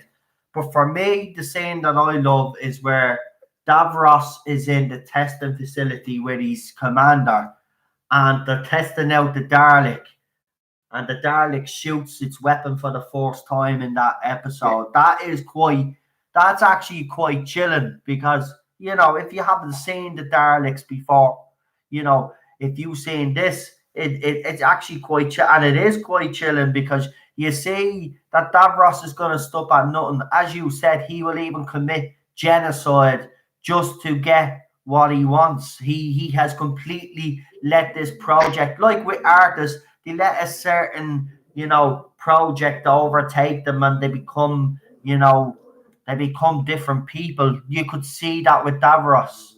Davros Yeah. went crazy because of his invention, and even Noidar himself, like Noidar asks when Noidar actually finds out that he's willing to commit genocide, and then he goes to Noidar, "Did you ever doubt me?" And Noidar goes, "No." But you could see there was a bit of hesitation in Noidar. Yes. There was a bit of Yes. hesitation in Noidar because even though he knew Davros was evil, I don't even think he believed he'd commit genocide. No, probably not. Well, the thing is, neither is a bully and a sadist. So if he kills off all the lovely little civilians that he can bully and feel bigger than, that's going to take away from his fun, isn't it? Yeah. So he's in league with Davros because he gets what he wants. He gets to stomp about in shiny boots and bully everybody and torture people and kill people. Yeah. So it's always for him, isn't it? It's like he's going to get out. And that's why he tries and runs away tries to get away. But also think about how the Daleks evolved from Davros's own survival chair. So here we have a crippled man. He has his arm down. We don't know if he has a hand always down. He's got one working hand. He has almost a Dalek eye stalk, a thing in the forehead because his eyes don't work. And so he's very frail, and yet Wisher performs him so well that he is absolutely terrifying, powerful, an incredible role. Here we have, see in our modern society, oh, poor little disabled people, let us all pity you. No, these people are powerful people. They just have a disability that may halt them in one way and enhance in another way. And it's also almost a triumph of the human spirit, but in a very negative direction. So we have this very delicate individual. You can flick a few switches and he's dead. He's in a survival chamber, effectively. And what does he put these delicate little mutations in? A survival chamber with a weapon. He doesn't have a weapon fitted to his. He relies upon Nida and everyone else. And then later he dreams that the Daleks will protect him. But what does he give his creations? He gives him a little suit like he's got and a lovely big gun. No one's going to mess with you guys. You've got a tank and a gun. Off you go. Exactly. That's an insight into Davros's psychology. Protect and defend that delicacy. That's all he's got. He's just this frail, dying man. Fantastic. Anyway, everyone needs to watch it. It's fantastic. Should we move on to the 5 Doctors, or should we call it the 3 Doctors and an overactor? I love Terrence Dicks. I'm an absolute massive fan. And when I heard he died, I was very, very sad because he's such a great guy. And here he was. He had Tom Baker storming off. We've all talked about that. So effectively, he's got 3 remaining actors who can run about and perform. And he's got, unfortunately, this guy cast as the first Doctor. We've discussed his overact. So let's just dispense with him for the moment. And so effectively, we've got the 3 Doctors all over again. We've just shuffled up a bit. So it's an opportunity to let Terrence Dicks just go crazy. Because who better to write something at short notice that you've got to film with outdoor filming than the guy who used to be script editor and had to hear Barry Letts go, "Oh my God, they're behind in our filming." So the guy knew how to write close, tight scripts that you can get away with cheaply. I think it's a triumph of Terrence Dicks' writing, actually. I think that's what it is. And he crams a lot in there. I mean, he came up with the Rest on Moria robot. That's his idea. It's a genius idea too. He uses it liberally in his writing as well. And also this sort of corrupt Time Lord he really latched onto after Bob Holmes came up with it for the Deadly Assassin, and he really ran with that in his novels. Have you read those, Noel? The sort of Terrence Dicks Gallifrey novels? No, I haven't, to be honest with you. I haven't really read many of the Doctor Who books at all. I'm not going to lie. It's something that, see, I used to love reading, but as I've gotten older, I just can't be arsed. I mean, I bought Christopher Eccleston's book there a couple of weeks ago, and I was actually really in the humour of reading it. And then, of course, then he pissed me off then because he kept bitching and moaning. So So I said, I'm not reading his book. Why should I read his book? I was actually even thinking of bringing the bleeding thing back and getting my money back because I don't want to listen to you, mate. Grow up. You're a grown man of bleeding, whatever you are, and you're bitching about what the BBC didn't give you. Just because, like, your family story was boring and they didn't want to feature on who do you think you are. If your family story is boring, they're not going to do it. You know what I mean?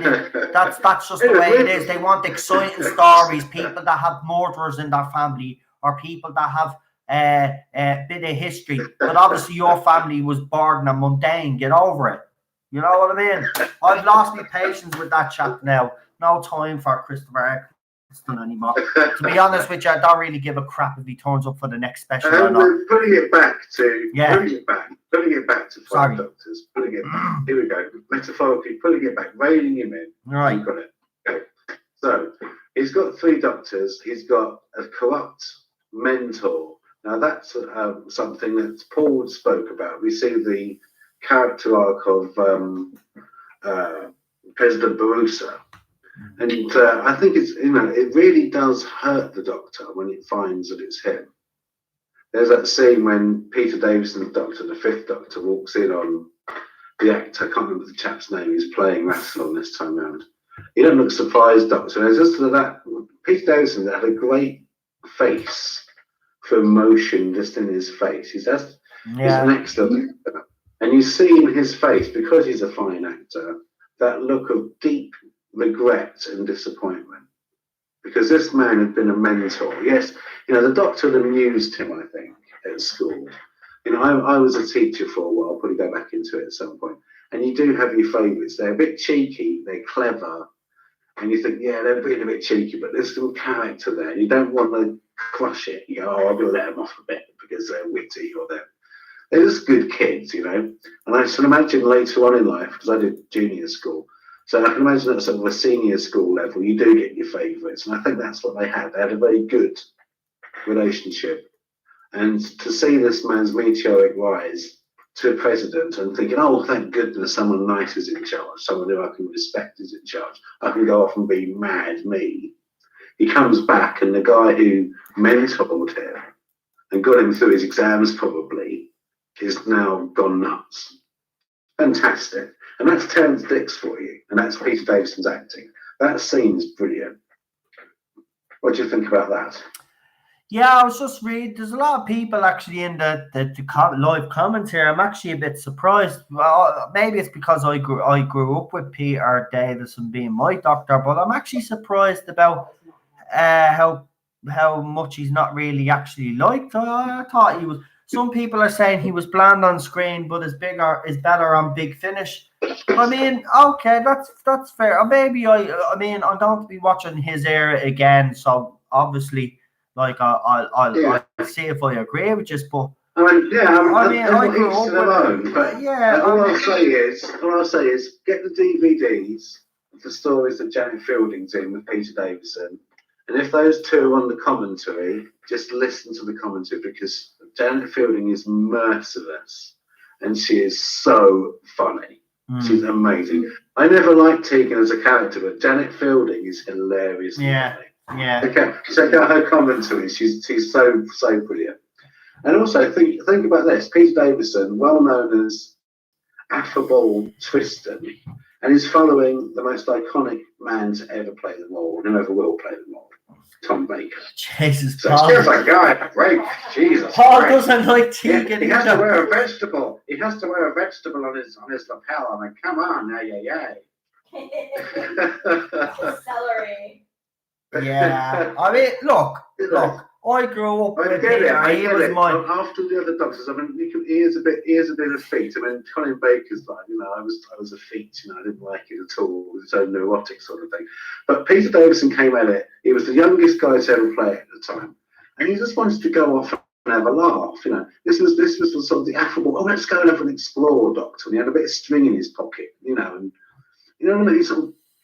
just a sort of Edwardian adventurer, just off to go and experience the world a bit, but it was a bit of comfort and everyone having a bit of a nice time and a cup of tea.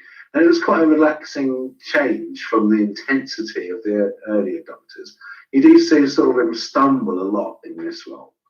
He's not the authoritative doctor we've got used to. He's this sort of hesitant, young, inquisitive, doesn't think it through. Oh, let's go and see what this planet's like. He doesn't sort of take a kit to get out of it again. He's like, I've got a bit of string in the pocket, I'll be fine. And that's quite nice. I quite liked it. But as I say, each to their own. That's the beauty of proper fandom is people will like some doctors, they don't like other doctors. And we don't argue, we just go, that's cool. You know, he has good points, he has bad points. Same for every doctor. But that's a great story. He doesn't get swamped, luckily. That could have happened, but he doesn't get swamped by the others in the 5 doctors. As I say, some people like his performance, some people don't. I like the affability, the face that gives away a bit more than other doctors. That's about it, I should imagine. And what else can we talk about from those stories? Let me see. Someone said Matthew says that he reckons that Peter Davison probably had too many companions.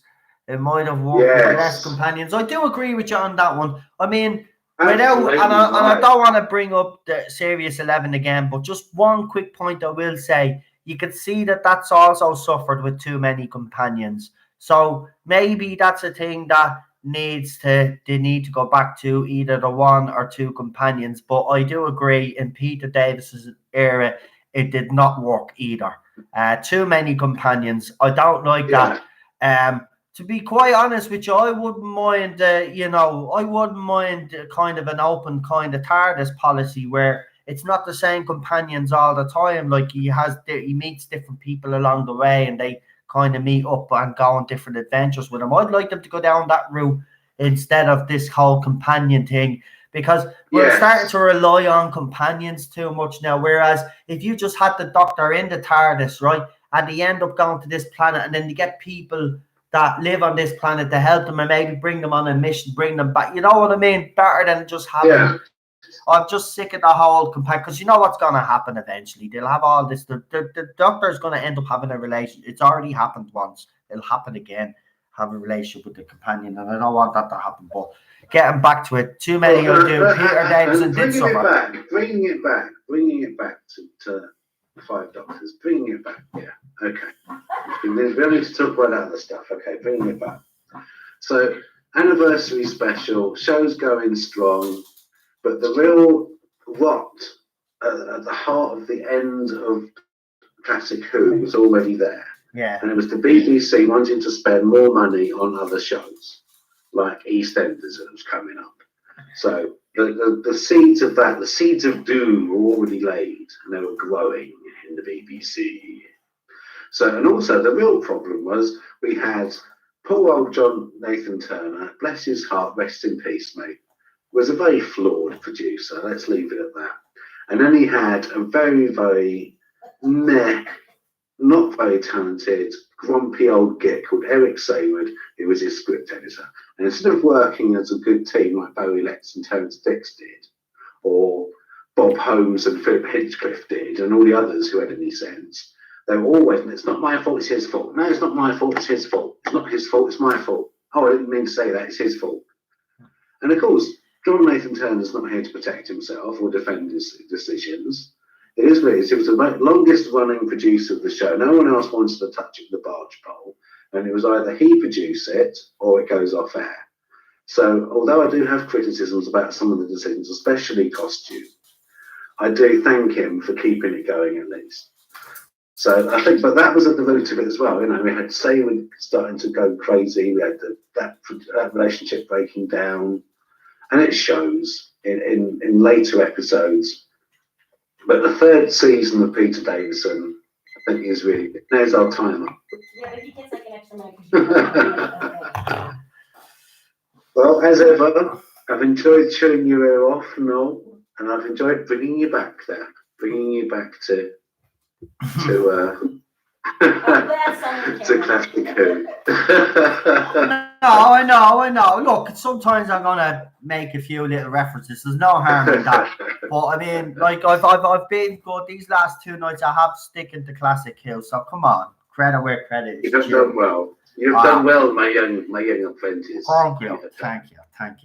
All right, my friends, enjoy the rest of your evening. You too, And, enjoy the chat as ever, sir. And everyone in the chat, have a lovely night and a great week. Bye, you folks. too, mate. Good Bye, luck. Noel. Talk to you soon. Bye, Chell. Bye, Teddy. Bye. Bye. Teddy. He says no. No, he's at the bleak. Could you get him out of there? Where is he? In the kitchen where he shouldn't be. Ted, no. Yeah, but he's sticking his head in those shelves. Because he wants his stuff to hide Yeah. in there. Right. Come here, Nugget. Come to Mammy. Come here.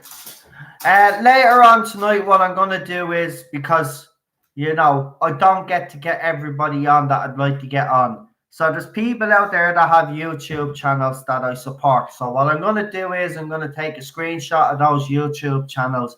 You know, the way I do a videos and tell you guys and my subscribers out there to support these YouTube channels. I will be doing a video later on, and I will do that and throw that up for anybody that hasn't had a chance to come on. And I'll do a little promotion for you, our channels, okay? Because that's what I always do anyway. So, and thanks for coming on, Rick. Thanks for the nice message there. So we've got our last caller coming on now.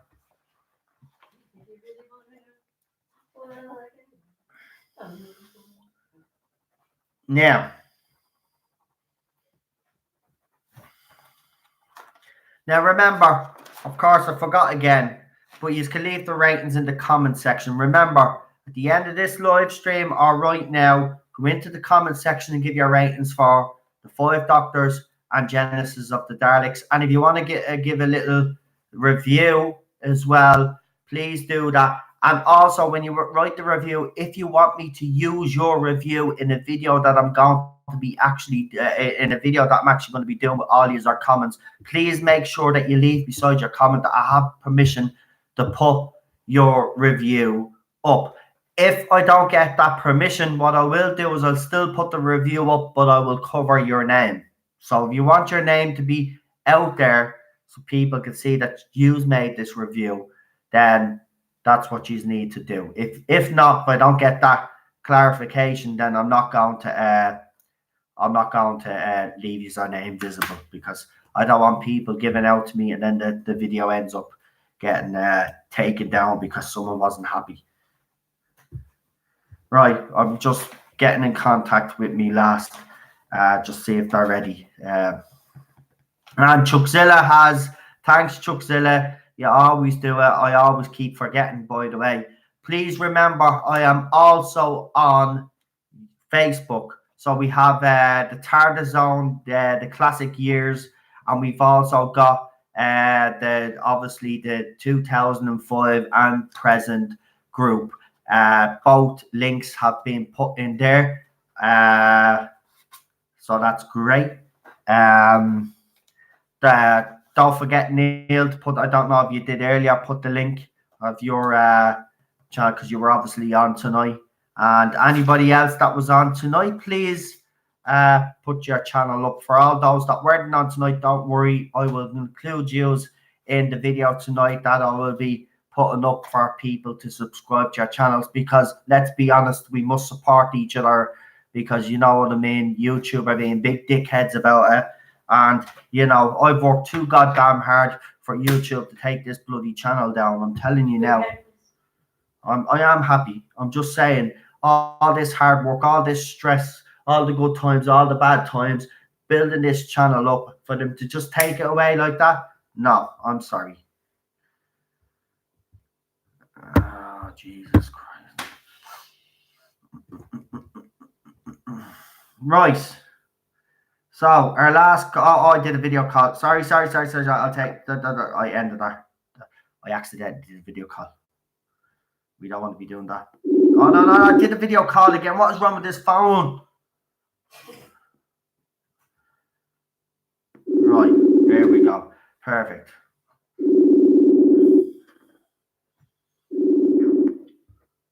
Hello, Noel. There we go, buddy. Can you hear me? I can. Brilliant. And hello, Jazz Hands. Lovely. Oh yeah, we have to do this. Oh, I forgot. I wasn't allowed clap earlier, wasn't I? No. Oh, I'm very sorry if I offended people. What did you do? Oh, I clapped. Well, they're not allowed. Apparently, you're not allowed to clap because of my people that suffer from anxiety. So, if there's anybody that follows me right now that suffers from anxiety and actually got a bit of anxiety because I clapped me hands, well, go fuck yourself. Okay, Gary, let's go. Well, listen, I actually wanted to start out by sending my get well wishes to Paul. Clearly, he's still suffering from the plague because right after his call, he started ranting uncontrollably in the live chat. So I just wanted to tell him, keep sleeping under that mosquito netting, buddy, and I hope you get better soon. Then Papa rant. Poor Paul. Paul, listen, you're sick, right? You're feeling a bit tetchy right now, right? What you need is a good night's rest, as I said. You'll wake up fighting fit, and you probably won't have the rant that you had tonight. You'll probably have an even bigger rant because you're like me. You don't hold back, son. That's it. I'm proud of you. But I disagree with you with Peter Davis, and I have to say it. I thought it was a brave choice. Yes, he didn't always get it right, and I will put my hands up and say that. But he was my doctor growing up, so I'm going to defend him. I'm sorry, but Peter was my doctor growing up, and to me, watching the show when it was out, when it was live, and he was my doctor. I didn't know any different. Like some people have actually said, it's only when you go back as an adult and you watch these, and I watch the other performances, I can see where yous are all coming from, right? I can, but I still got to defend him. He's still my doctor. He, like David Tennant, he was my doctor. So with that, Gary, the floor is yours, my friend. Is that going to count against my time having to listen to you No. talk? No, of about course It's it's not. not. You've got no. Actually, could you a Grease 2 solo? No. You've got your 20 minutes. I didn't put the timer on, so don't worry. So I'm gonna put it on as soon as you start yapping, though. I'm kidding.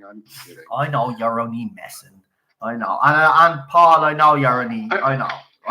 Oh, you can take your point, man. I actually also, before we start talking about these two stories, right. I actually did want to clear up some probably unintentional maligning of Mike Yates earlier in the chat, which kind of carried over to a couple of comments on the live stream. Mike Yates never went to prison. What happened was in the Green Death, when he was kind of mind controlled by the boss computer, then a couple stories after that, in Invasion of the Dinosaurs, he fell under the sway of the Operation Golden Age people, and then because of those two things, he did not go to prison. The brigadier at the end of the story says he allowed him to just quietly. He got sick leave so he could recover, and then he was allowed to just kind of quietly resign from unit. And then a couple stories after that, in Pertwee's final story, Planet of the Spiders, that's when he's recovering at that kind of Buddhist meditation center. So that's the order of what happened to Mike Yates. All right. Well, then there you go. I hope that. Oh, for fuck's sake, Paul. And Paul, what are you trying to do, man? Do you know what? I should bring them two on together one night, because I'll tell you, that'll be a hilarious bleeding call. You know what? But listen, Mike Yates, he was killed by the Terminator from the future, so Gary, you're right. Well, if it's on like Terminator, Dark Fate, we're screwed. Gary. I'm pretty sure that at some point. I'm pretty sure that at some point Peter Davison came over and egged Paul's house, and that's why he's so ticked off at Peter Davison. Gary, can you see the comment? I read it out to him. No, but can he actually see it on the screen? Yeah, of course he can see it on the screen. Are you catching the glare? Oh, I can, yeah. Oh, are you catching the glaring grammatical typo? Oh yeah, no, I know. Yours is spelled YOU''RE, Paul. By the way. I thought for sure you were gonna go. Oh my God, what has this chat descended into? Do you know what, Cheryl? Would you like to do this interview? Are you sure? Yeah. Are you sure? I'll let you take over the last interview. Who would like Cheryl to do the last interview? No. Oh, see I that think now? want to Paul's be on head, topic, Paul's gonna right? be like that guy. Paul's gonna be like that guy in Scanners. His head's just gonna blow up. This thing will go off the rails. I know. Do you know what? One night I'm gonna bring you two on together if possible. Maybe tomorrow night. Hopefully, I can get the two of you on at the same time. No, you know what I was thinking seriously. I think we need to give Paul time to recover. What I would love to do, I'll put this out as a suggestion. Right. I was gonna message you about it, but I'll just like say it now. I think what would be interesting from time to time to do, in addition to the classic format series that this is the second stream of, from time to time maybe do like a classic Doctor centric show, because if you did actually a show about like the Fifth Doctor, that's when you'd have really kind of a battle royale, I think, from people, because people seem to have strong opinions about the Fifth Doctor. So you had a show all about the Fifth Doctor. I think that Paul's trying to be nice now. It's not going to work. Yeah, but you know what? Here's the thing, though. I would throw a spanner in the works and not actually use Peter Davison, because I know people actually hate Colin Baker, so I'd actually start off with him first. Well, oh yeah, you but want to throw a grenade and I'll throw a nuclear bomb in. Either way, because then people would have like a whole spread of stories to pick from for whatever kind of opinion, to back whatever opinion they had. So.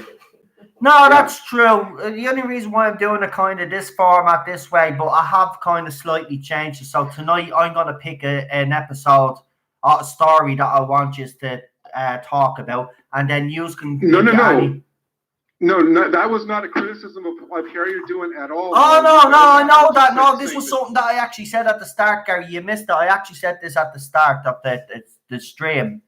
I did actually say, because me just picking the two stories isn't fair, because it kind of restricts people. So I thought if I pick one story, because I'd like to hear people's thoughts on certain stories, and then yous can pick a story then that yous want to talk about. And it doesn't matter what Doctor wants, it's pre-1989, then yous can pick whatever story yous want to talk about. And that way I get my story and yous get yours story. Now, before you start your call, I have your time stopped, so don't worry about it. Okay, no, I was just gonna say, no, that's a good idea. What I think I'm gonna do then, I'm gonna kind of at one point after my call, I'm gonna kind of scroll back in the chat. I'm gonna find one of the Davison stories that Paul said he hated, and I'm gonna use that. I'm gonna use that to talk. Oh, this is gonna be fun! Oh, I can't wait for tomorrow's stream. So, the story I'm going to pick for you is just to let you know right now, right? And you will find this story, right? So there's no excuse. Now, you can watch the pilot episode if you want, and let me hear your thoughts on the pilot episode.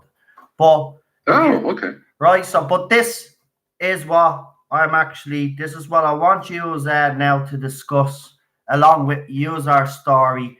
So we're gonna go right all the way back to the very, very beginning. The very first episode very first story of Doctor Who that we had, An Unearthly Child. Now, on this DVD, it does have the unearthed pilot. If you do watch the unearthed pilot, it'll be great, because then we'll have a little bit extra to talk about. But if not, it doesn't matter. Watch the original aired version if you want to come on. So that's the story that we're going to go with. That's my choice. And then everybody will have their own choice of story. So this is what we will be discussing tomorrow night, An Unearthly Child. And if... Wait, what are you talking about, the unearthed? No, you can talk about both, Paul. You can talk about the unearthed pilot, the differences between the aired and the unearthed pilot if you want. I'm just saying you can definitely watch the aired version. I'm saying as a bonus, if you have access to the unaired version, watch the unaired version so we can make a comparison between the two. Oh my gosh, Gary, you know how Paul still gets your time on your interview? I know, yeah. Okay, I need to stop, right. Yeah, there's actually a lot of interesting differences between the unaired and the aired pilot in terms of how the actors are Yeah. kind of skewing their performances while they Yeah. try to figure out kind of how to do the character. Exactly. I agree. And that's for tomorrow. Right. Back to tonight. And I stopped your Okay. time. So hold on. Actually, before Okay, you do, so- one more delay. I'm sorry. You can slap me in the face later. No, it's fine. Raymond Williams has joined the chat. You know, I like to give out a shout out when new people jump in. Right, the floor is yours now. I am finished now. Yes, So I go agree. ahead. I agree with Raymond's point. Davison had a lot of good stuff after Doctor Who. He was in the Campion show for a couple seasons. That was good. And then he was in for a few seasons that show called The Last Detective, which was very good. So there's a lot of really good. It's not just for Davison. It's not just All Creatures Great and Small and Doctor Who. There's a lot of other really good stuff that he did. Right, let's get into not according to Paul. Okay, here we go. So for the two stories, I'm going to cover the story that I like better. Right. Okay, so let's start with Genesis. Let's start with Genesis of the Daleks. Right. The one thing for me that I remember more than the story itself, which of course is great, and I think we all kind of agree on the great iconic scenes in the story, is that what for me I remember is the spoken word record album that came out. I'm not sure when that came out, like in the late 70s or early 80s, where Tom Baker kind of narrated Genesis of the Daleks. They used a lot of the actual audio clips from the story, but Tom Baker as the Doctor was kind of narrating the bits of the story. And I listened to that record album like a million times. So I associate that with Genesis as much as the show. Clearly, Teddy agrees. Yeah. Hold on, what happened there? Sorry, Gary. See, Oh, no, that's okay. See what happened there? He didn't bark like that for nothing. He ran towards that window. Was that lightning? I don't know, something. Nothing's out there. You give Gary extra time. Did you see Did you see a ghost or something? Oh, you saw another shadow. Did you see another shadow? Did you? Is that what it was? Oh, he's not having it. No, he's not. Look at him. Teddy's- Oh! Teddy's scared of the giant clam in Genesis. Do you want to fight? Yeah. Come on. He's mad at Paul doesn't hear it. Right, go ahead. Don't mind him. This is not going to plan. So, Listen, you've got 20 let's minutes, see. right? We're I think starting again. You've got 20 minutes, right? Go ahead. Start Let's from see. now. Okay, so for Genesis, I think that Jesus. a lot of great bits. That slow-mo violence at the start, while it's kind of shocking, Yeah. is a perfect start to the story. Hmm.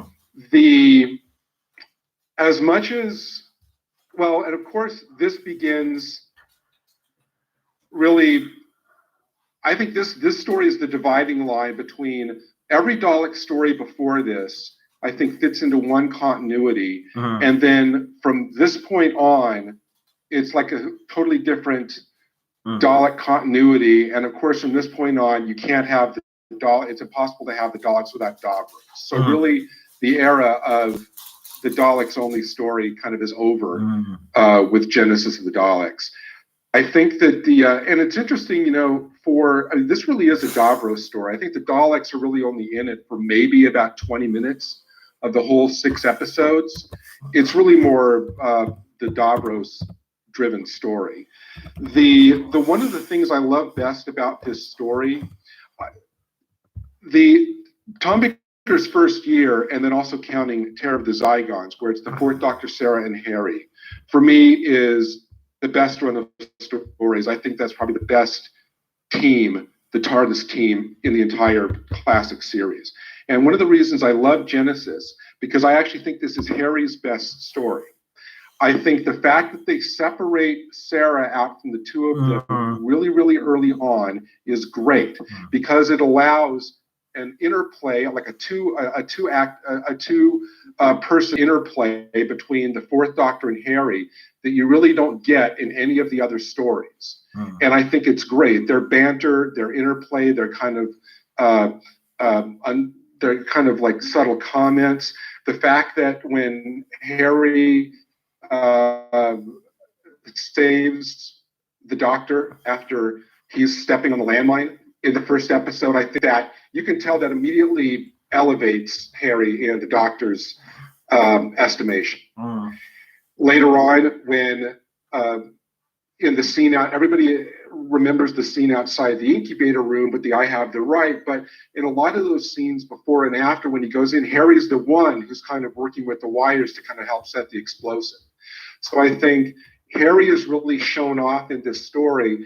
And also when the Doctor believes that Harry and Sarah have been blown up in the dome, and he's talking to Betan, who's the young Thal freedom fighter. She asks him, "Did you lose anybody in the dome?" And he says, "Yes, I lost 2 people very dear to me."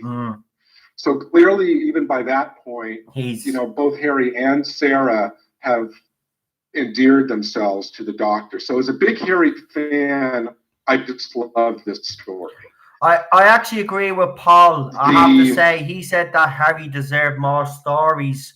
I agree with you. I think Harry deserved a lot more stories. I actually loved Harry, Sarah Jane, and the Doctor. I do agree with you on that. I think it's one of the best Tardis teams, to be quite honest with you, and it deserved a lot more screen time than they got. Harry is brilliant. I loved Harry.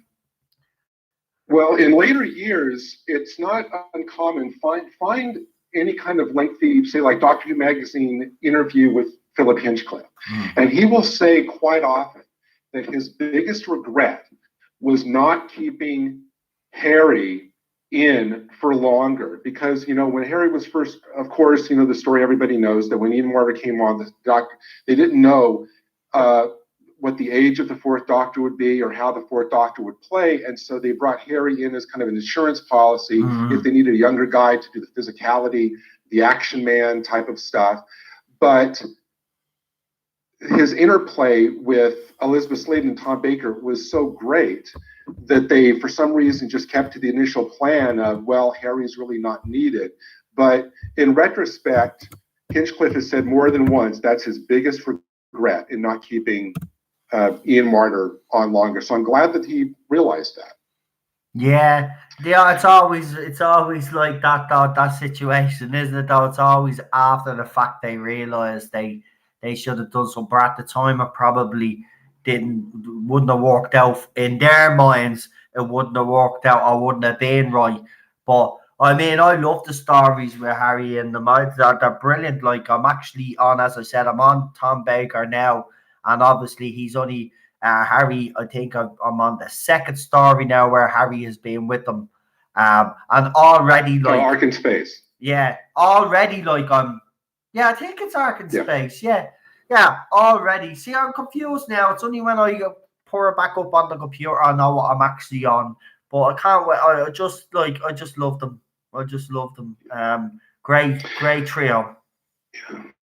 Some other random thoughts about Genesis. I'm not sure if this was mentioned earlier. Russell T. Davies says he considers Genesis of the Daleks basically the origin of the Time War, which, of course, wasn't a factor at the time. But in retrospect, if RTD, who created the concept of the Time War, says this was basically the starting point, I actually think that that's a fairly significant comment for him to make. The one kind of, I guess, silly thing for me was that I guess they're supposed to be, I think as Neil said, this was a 1,000-year nuclear war, but it seems like these domes are about a half mile from each other. So, because they're constantly running back and forth in the tunnels underneath it 3 or 4 times during the course of the story, and it's like, so they can't be that far from each other. The war could last for that long. Is kind of anyway. Let's see. I also think it's interesting the way that the climax of the story plays out. For as many memorable face-to-face confrontations that the Doctor has with Davros, you look at how the story ends. Basically, the climax of the story is where the Doctor basically is literally just watching it play out on a TV monitor. Doctor has no direct. I Yeah. mean, he has basically helped knock down some dominoes and set things in motion for sure. But his role in the climax is literally just to kind of be in another room, kind of watching it all play out on a TV screen. And I think that was a very not bad at all. It was just a very interesting and unusual way, to avoid, because you think, oh, the Doctor's going to be there taking down the villain at the climax, and that actually is not what happened here. So I actually think that's fairly interesting. I think there's one of the great memorable cliffhangers. I think it's the 5th episode where the Doctor storms out of the door of the incubation chamber, trying to pull that Dalek mutation off his neck. Yeah. That's one of the great cliffhangers, and that makes up for the totally cheap cliffhanger of Sarah falling off the platform to this big, a freeze frame drop, and then you find in the next episode, well, she only fell about like 6 feet. Yeah, I agree with you. That was a bit. I was like, you pigs. I thought, like, you get all that build up, she falls, and I'm like you. Oh, she's had to drop in about 50 feet. She's dropped about 5 foot or something. Not even. Not even. Like, yeah. Yeah, I agree with you. That cliffhanger, I did make up for that shitty cliffhanger. I have to say. That cliffhanger, that was like a Flash Gordon cliffhanger. Yeah. Where you think it's really going to be something, and then at the start of the next episode, it's like not really bad at all. It'd be like, will Sarah Jane survive this great fall? Find out next week on Doctor Who. Or you're going to a monster truck. Yeah, but I like Genesis. Where about go on. And I'll give, of course, Genesis 5 out of 5. Nice. It's just such iconic scene after iconic scene in that story. There's no way that it can be anything less. So let's hop over to the 5 Doctors, which I don't think is as good a story for different reasons. I think is an exercise in nostalgia that the 5 Doctors gets 5 out of 5. Right. As an actual story with how it's written, played out, and not thinking about like this behind the scenes circumstances that we all know and everything, I would maybe give it a 3.5 out of 4, but I do admit it's a fantastic exercise in nostalgia. I think one of the reasons that my love for this story has always been kind of mixed. It's because there's a lot of elements in this story that, to me, play more like a Christmas pantomime than a serious story. It seems like all the actors are playing everything large, kind of like making sure everybody in the back row hears it. You have elements of the Masters. I know it wasn't just in this story, but you have the Masters kind of fairy tale costume, which in all of his stories I never really liked. I loved when Anthony Ainley played the Master in Planet of Fire, where he was just in the business suit. I thought, there you go. There's our serious Master who's not unencumbered by the kind of fairy tale outfit with that collar, that kind of white collar that he wore, which always kind of got me. You have elements of, and I mean, there are some good things. This isn't going to be a 5 Doctors bash, but to me, some of the little cringy elements are, when Susan's running and she trips and sprains her ankle. That's just pathetic. I know. I remember that scene as well, and even the Sarah Jane, because Cheryl brings it up in the live chat as well. Apparently, Elizabeth Sladen hated doing that because it just didn't look right. It just flat. She rolled on like a I know. Well, yes, it was. You mean where Sarah falls off the cliff? Oh no, I'm sorry. I mean where she rolls down the slide incline. Yeah. And tries to make it really dramatic. I have to say though, what Carol Ann Ford, still after all those years, I'm sorry, but I want to say something. I don't know how Carol Ann Ford actually worked as an actress, to be quite honest with you. because she just, in my opinion, now I did say while I was watching Hartnell's era that Susan didn't bother me as much as she used to. I have to say the screaming wasn't as much as I remember it, but still her acting has always been bad, and even in this story it is absolutely horrendous. I don't know how she even got a job working on Doctor. I don't know how, but I'm sorry. What? Carol The Ann thing Ford about- was smoking hot, so all is forgiven, says Paul. What, you thought she was hot? Is he kidding? Because he says that about Carol Ann Ford hot? Joe too, and I'm Well, no, it's like I said earlier. I think he's favorish, but I think we need to kind of give a little rope. And the thing about Carol Ann Ford, basically, by the way, since you brought it up in her season, her first season of Hartnell, the thing about, I think Susan was a great character, but the thing about it is that Carol Ann Ford, obviously in how old she was and how much older she looked, it was hard to kind of, I mean, I guess I would still, I thought Vicky was, in terms of that kind of doctor's ward, or the girl the doctor would be the guardian of, I thought Vicky did much better in that role than Susan did, because she looked younger, the age was younger, but Susan, I'm not criticizing. I'm glad Susan was. Oh no, I'm glad she was in it. Don't get me wrong, glad she was in it. But I mean, like the acting is just. I'm sorry, Carol Ann Ford's acting is terrible. And I know what's his name, Matthew Waterhouse, isn't it, that played Adric, gets a lot of stick, but I don't know how Carol Ann Ford hasn't been getting stick for these years, because I'm being honest with you, I think her acting is worse than his. Controversial, I know, but listen, we will do a stream actually on Classic Companions. I think that's a good idea. We won't just concentrate on the stories, right? We will actually do a stream on Classic Companions. We'll do that during the week anyway. We've already got our stream for tomorrow night, but we will actually bring up more about the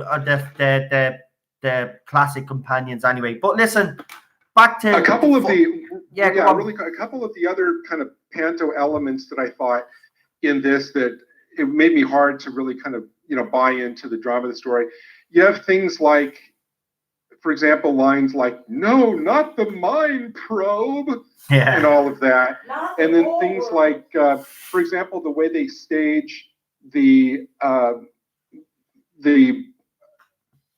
scene where the third Doctor and Sarah run into the Master, and I'm going to bring that up again in another contest because that opens up a huge can of worms. But the fact that all of a sudden in the back there's Cybermen appear, and I thought that's designed for the little kids at the panel to go, "Look out behind you, there's Cybermen," and all that. It just seems the way they're staged. It's like so much of a kind of like Christmas showy panto thing.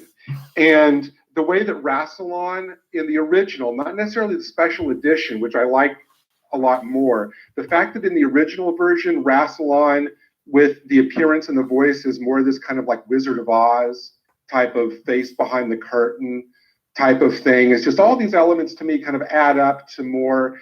It just has such a different feel from what I think of as a straightforward kind of serious doc. And I know it's a celebration. I know it's 20th anniversary. I'm not knocking it for that. But just all those elements kind of add up to me to that's why I give it two different ratings. One is a regular story, and one is a nostalgia exercise. About Richard Hurndall, I think the one thing about the reason that I agree with you that I didn't like his performance, this was right dead center at the time of John Nathan Turner was on his Memory Cheats campaign, and it's all about the stories weren't as good as you remember, and all the older Doctors can be reduced down to like one-line caricatures as opposed to really well-rounded.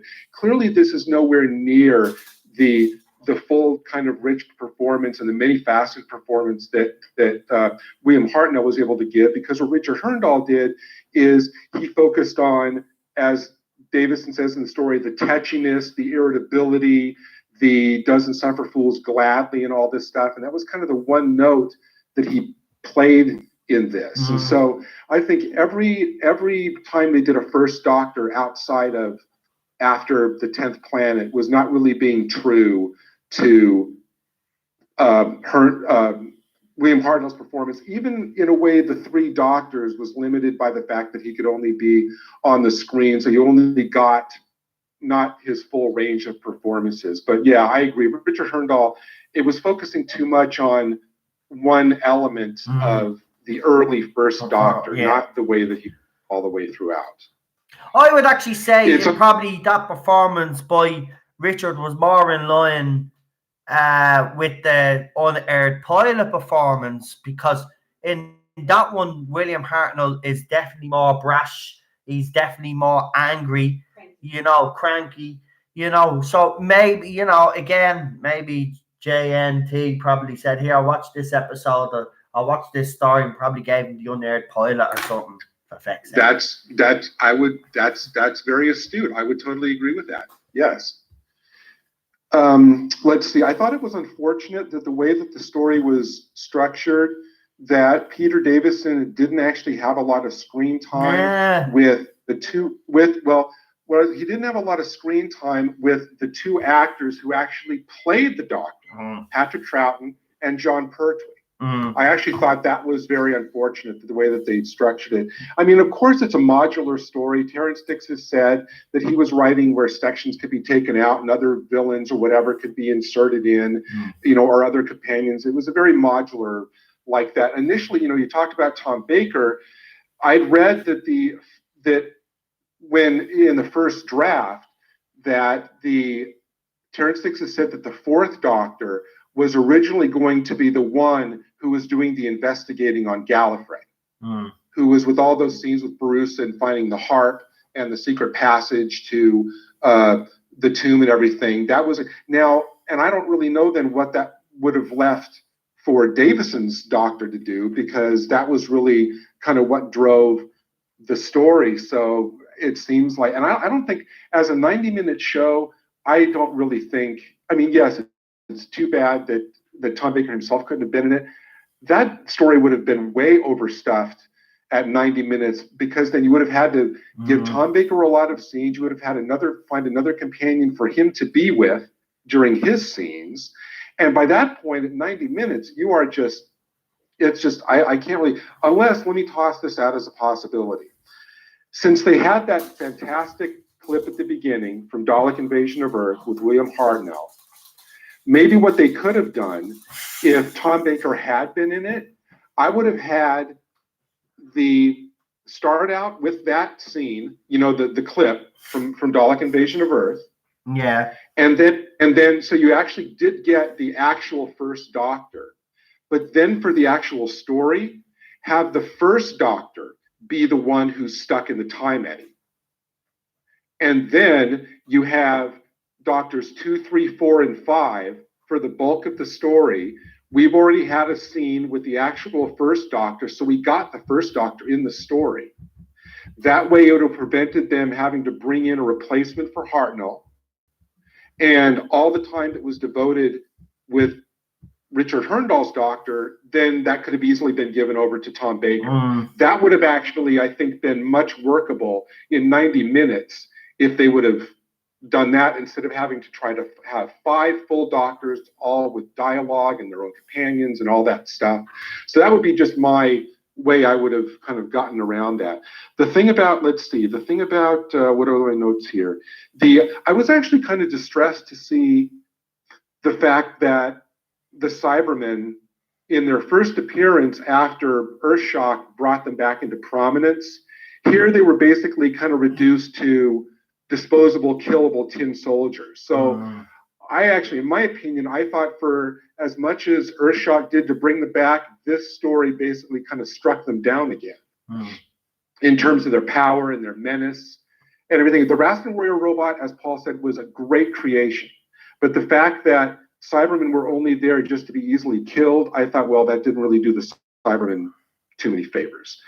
Another element that I thought, to me, kind of gave the panto feel to the whole story is the fact that the one recurring element is the riddle. to get to Rassilon's tower above, we got to choose above, between, below, and all that. That's a very kind of panel that the kids can, chime along because they're familiar with it. That's another element that seemed to be kind of taking away from the seriousness a little bit of it. The last thing I want to say is something to tie this into, and I'm really, really interested to see what you have to say about this. Think about the scene where the third Doctor and Sarah, after she has been rescued from the incline, they're driving along in Bessie. Yeah. And they see the Ainley Master. Yeah. And at first, Sarah says, "Who's that?" The Doctor says, "I don't know." And then as he gets closer, what does the Doctor say? He goes, "It can't be." Oh, and Sarah says, "Who is it?" He goes, "My best enemy, the Master."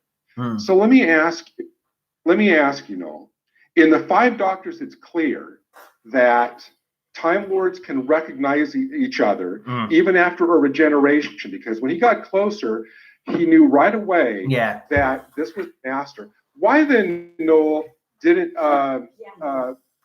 Peter Capaldi's Doctor recognize that Missy was the Master?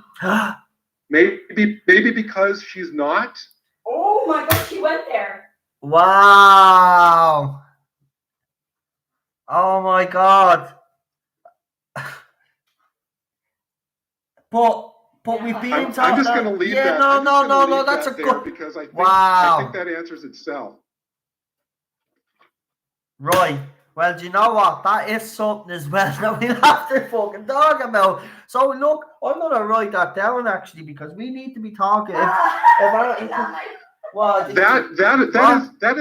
is a mammoth plot inconsistency. Actually, me and Paul as well, by the way, talking about things that'll blow your mind. Me and Paul might have figured out what's going on with the animations as well. We had a very interesting conversation, which we're going to actually do a stream on as well. Jeez, I've got loads to bleed. So, right, what if Missy was not the Master? Well, and yeah, also, how come? I mean, it's been established that clearly, True. in one scene, it only Doctor a second to recognize the Master, and Capaldi went through how long, how many face-to-face confrontations without a clue. It's like, oh, come on. Yeah, we do, Paul. We will do that animation stream. But do you know what, Gary, man? This is at the blow my mind now. See, but here's the thing, right? It could be as simple as, well, these New Who writers don't know anything about continuity, and it totally slipped their mind.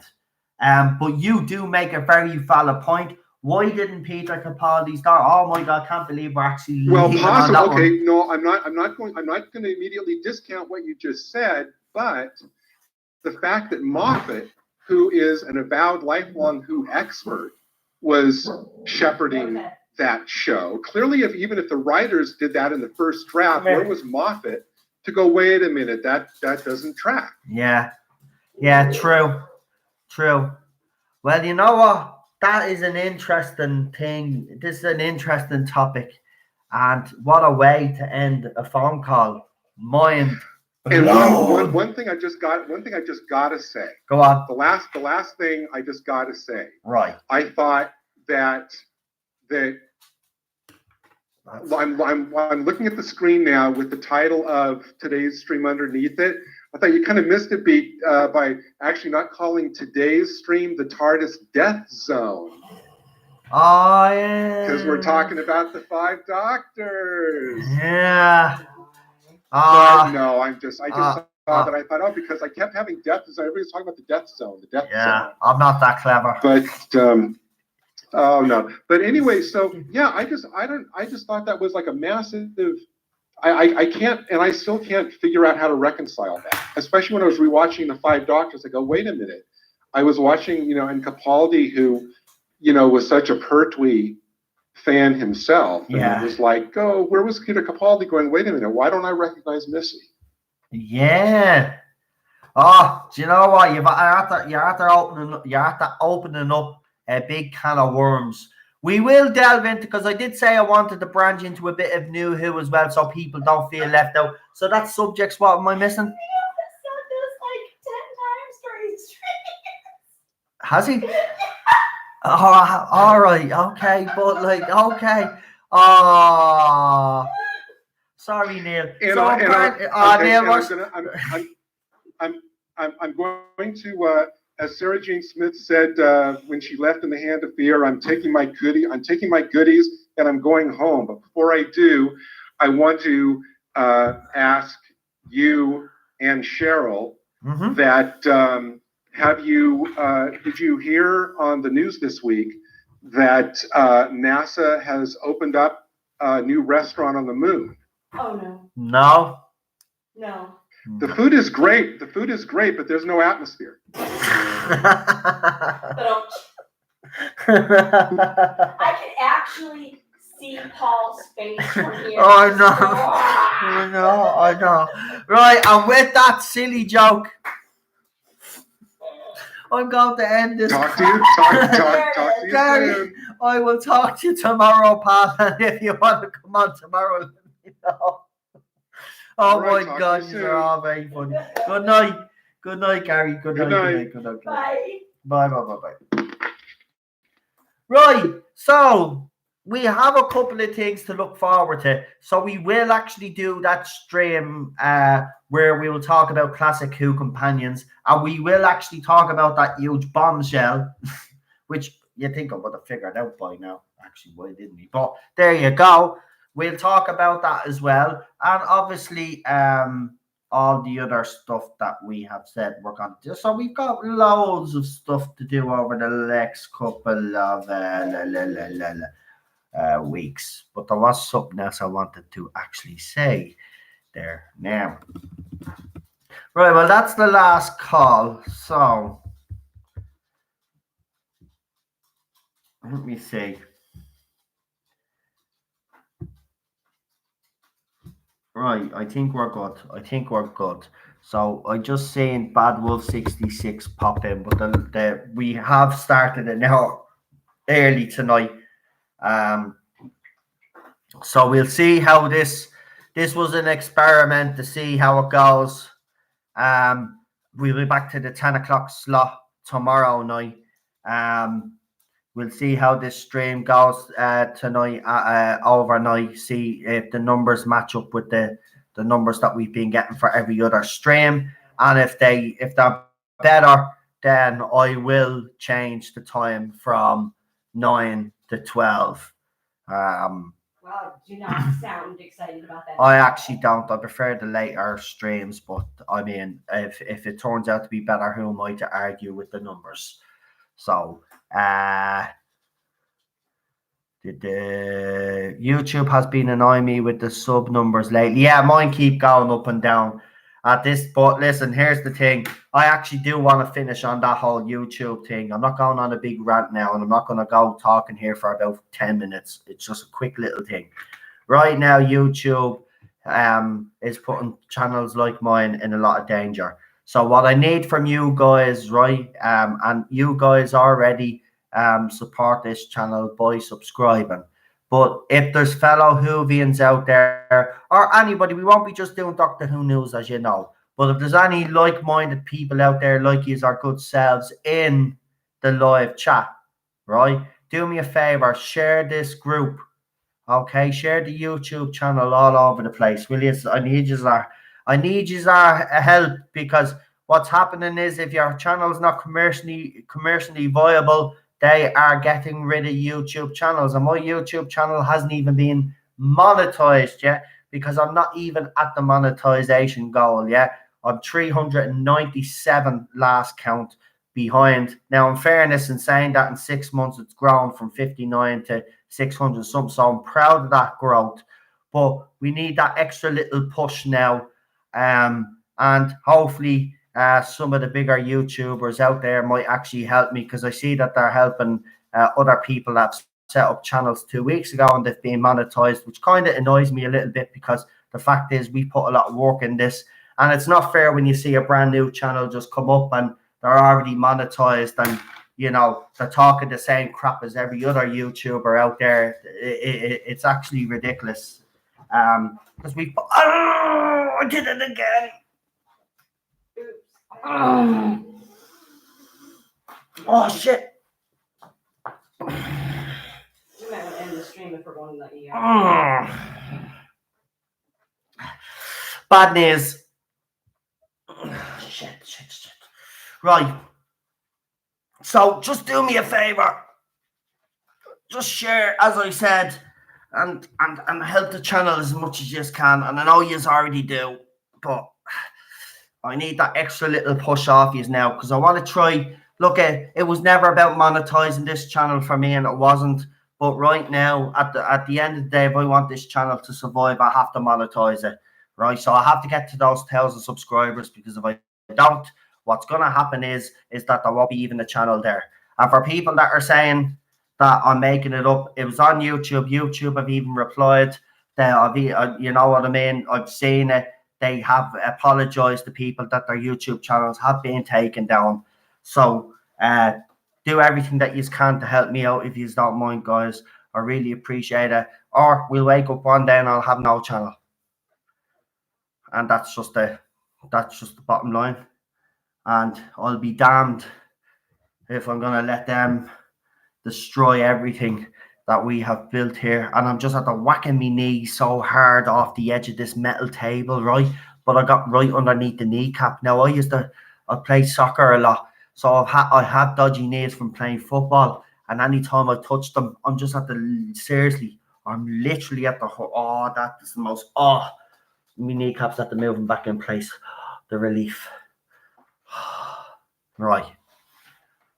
That's what I mean. Don't let them divide us, says Bad Wolf 66. Exactly. So if you could and give us help out there, and if there's any of the big YouTubers that are listening to me, because I know one or two of you do watch me videos, because I've been told that you watch from you ourselves. If you could do me a favor, I never really ask. It's not very often that I ask for anybody to give my channel a shout out, but any of the big YouTubers like you have been doing with other channels out there to get channels started up, if you wouldn't mind giving me a shout out on your channels, I'd really appreciate that too, because you know what they say, every little helps, you know. And you know, at this moment in time, I'm panicking because we could lose this channel, seriously, and that scares me because of all this hard work that we've put in. So with that, I'll just leave it at that. You know what to do anyway. So give this stream a like, do the usual, subscribe, hit the notification button, share this, even share these. If you could do me a favor, see the 2 classic streams that we've done. If you could actually share them in some Doctor Who classic groups on Facebook for me, I'd really appreciate that, because that will get people coming in then as well, and then they'll see the other content. You know what I mean? And I will have that channel. I will have that video up where I'm giving a shout out to all the other channels as well for you to support. Because listen, we've got to support each other. We've got to get everybody's channel out there. Because as I said, I can't look. If this channel goes and I lose my appeal, because apparently people are losing their appeals when their channel gets taken down. If the channel gets taken down, I'm not starting again. I'm sorry, but it means I'd have to start from the very beginning, and I'm not willing to do that.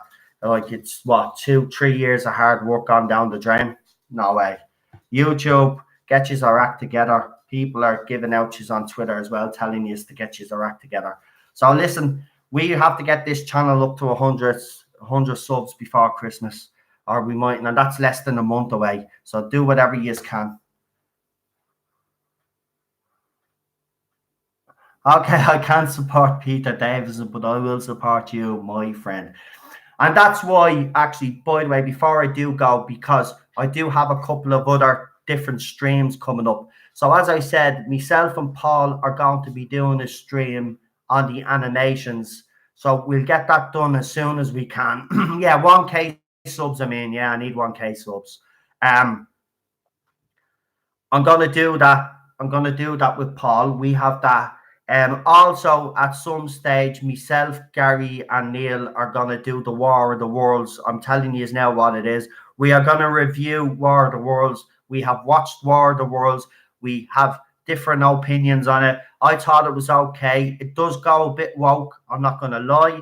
It does go a bit woke. there's people giving out about it, to be quite frank with you. I actually thought it was okay. It wasn't as bad as some people are making it out to be out there, the reviews that I've read. It's each to their own, I suppose, with this. But the one thing I will say is I do like the tripods in this. I actually think, they did them very well. The story is not always at fast pace. There's a bit more of a drama. The main character in this one is not actually a guy, it's a woman. They focus more on the woman in this than they do the guy. But that's something that we're going to be reviewing as well. We're going to be branching into other stuff as well. And as I said, if there's any shows that you would like me to watch and review, let me know. We're going to be doing loads of different stuff, and obviously we'll have all the Doctor Who news, and then we'll have the Doctor Who reviews where I'm getting on other YouTubers and stuff like that, and so on. Right, listen, it's midnight now. I'm going to head off. Enjoy the rest of yous or evening, wherever yous are in America, because I know yous are still got a few more hours behind. Yous are a few hours behind us. We're at midnight now. So listen, thanks for joining me tonight, and I'll talk to you tomorrow. Remember, the story that I've chosen for you to talk about, and then you pick his own story tomorrow. So the story that I've chosen, we're going to go all the way back to the beginning, and we're going to talk about an unearthly child and whatever story you guys want to talk about. And also, as a bonus, if some of you can get the chance to watch the unaired pilot, so you can make some comparisons for the people that haven't seen the unaired pilot, and we can give them some information, that would be great. Listen, folks, good night, God bless. Talk to you all tomorrow, and I hope you enjoyed the stream. I certainly did. And again, another peaceful stream. I love it. So bye, good night. Do you want to say good night, Ted? Come here, hold on, I'll let you all say good night. Yeah. Ted can have the last. Say goodbye, Ted. Bye, everybody. Don't forget to join my daddy tomorrow, and don't forget to hit that like button, subscribe, notification button, and all that. Isn't that right? Say goodnight. Now, there you go, guys. I'll talk to you tomorrow, right? Have a good one. Now, Ted. Well done, buddy. Well done.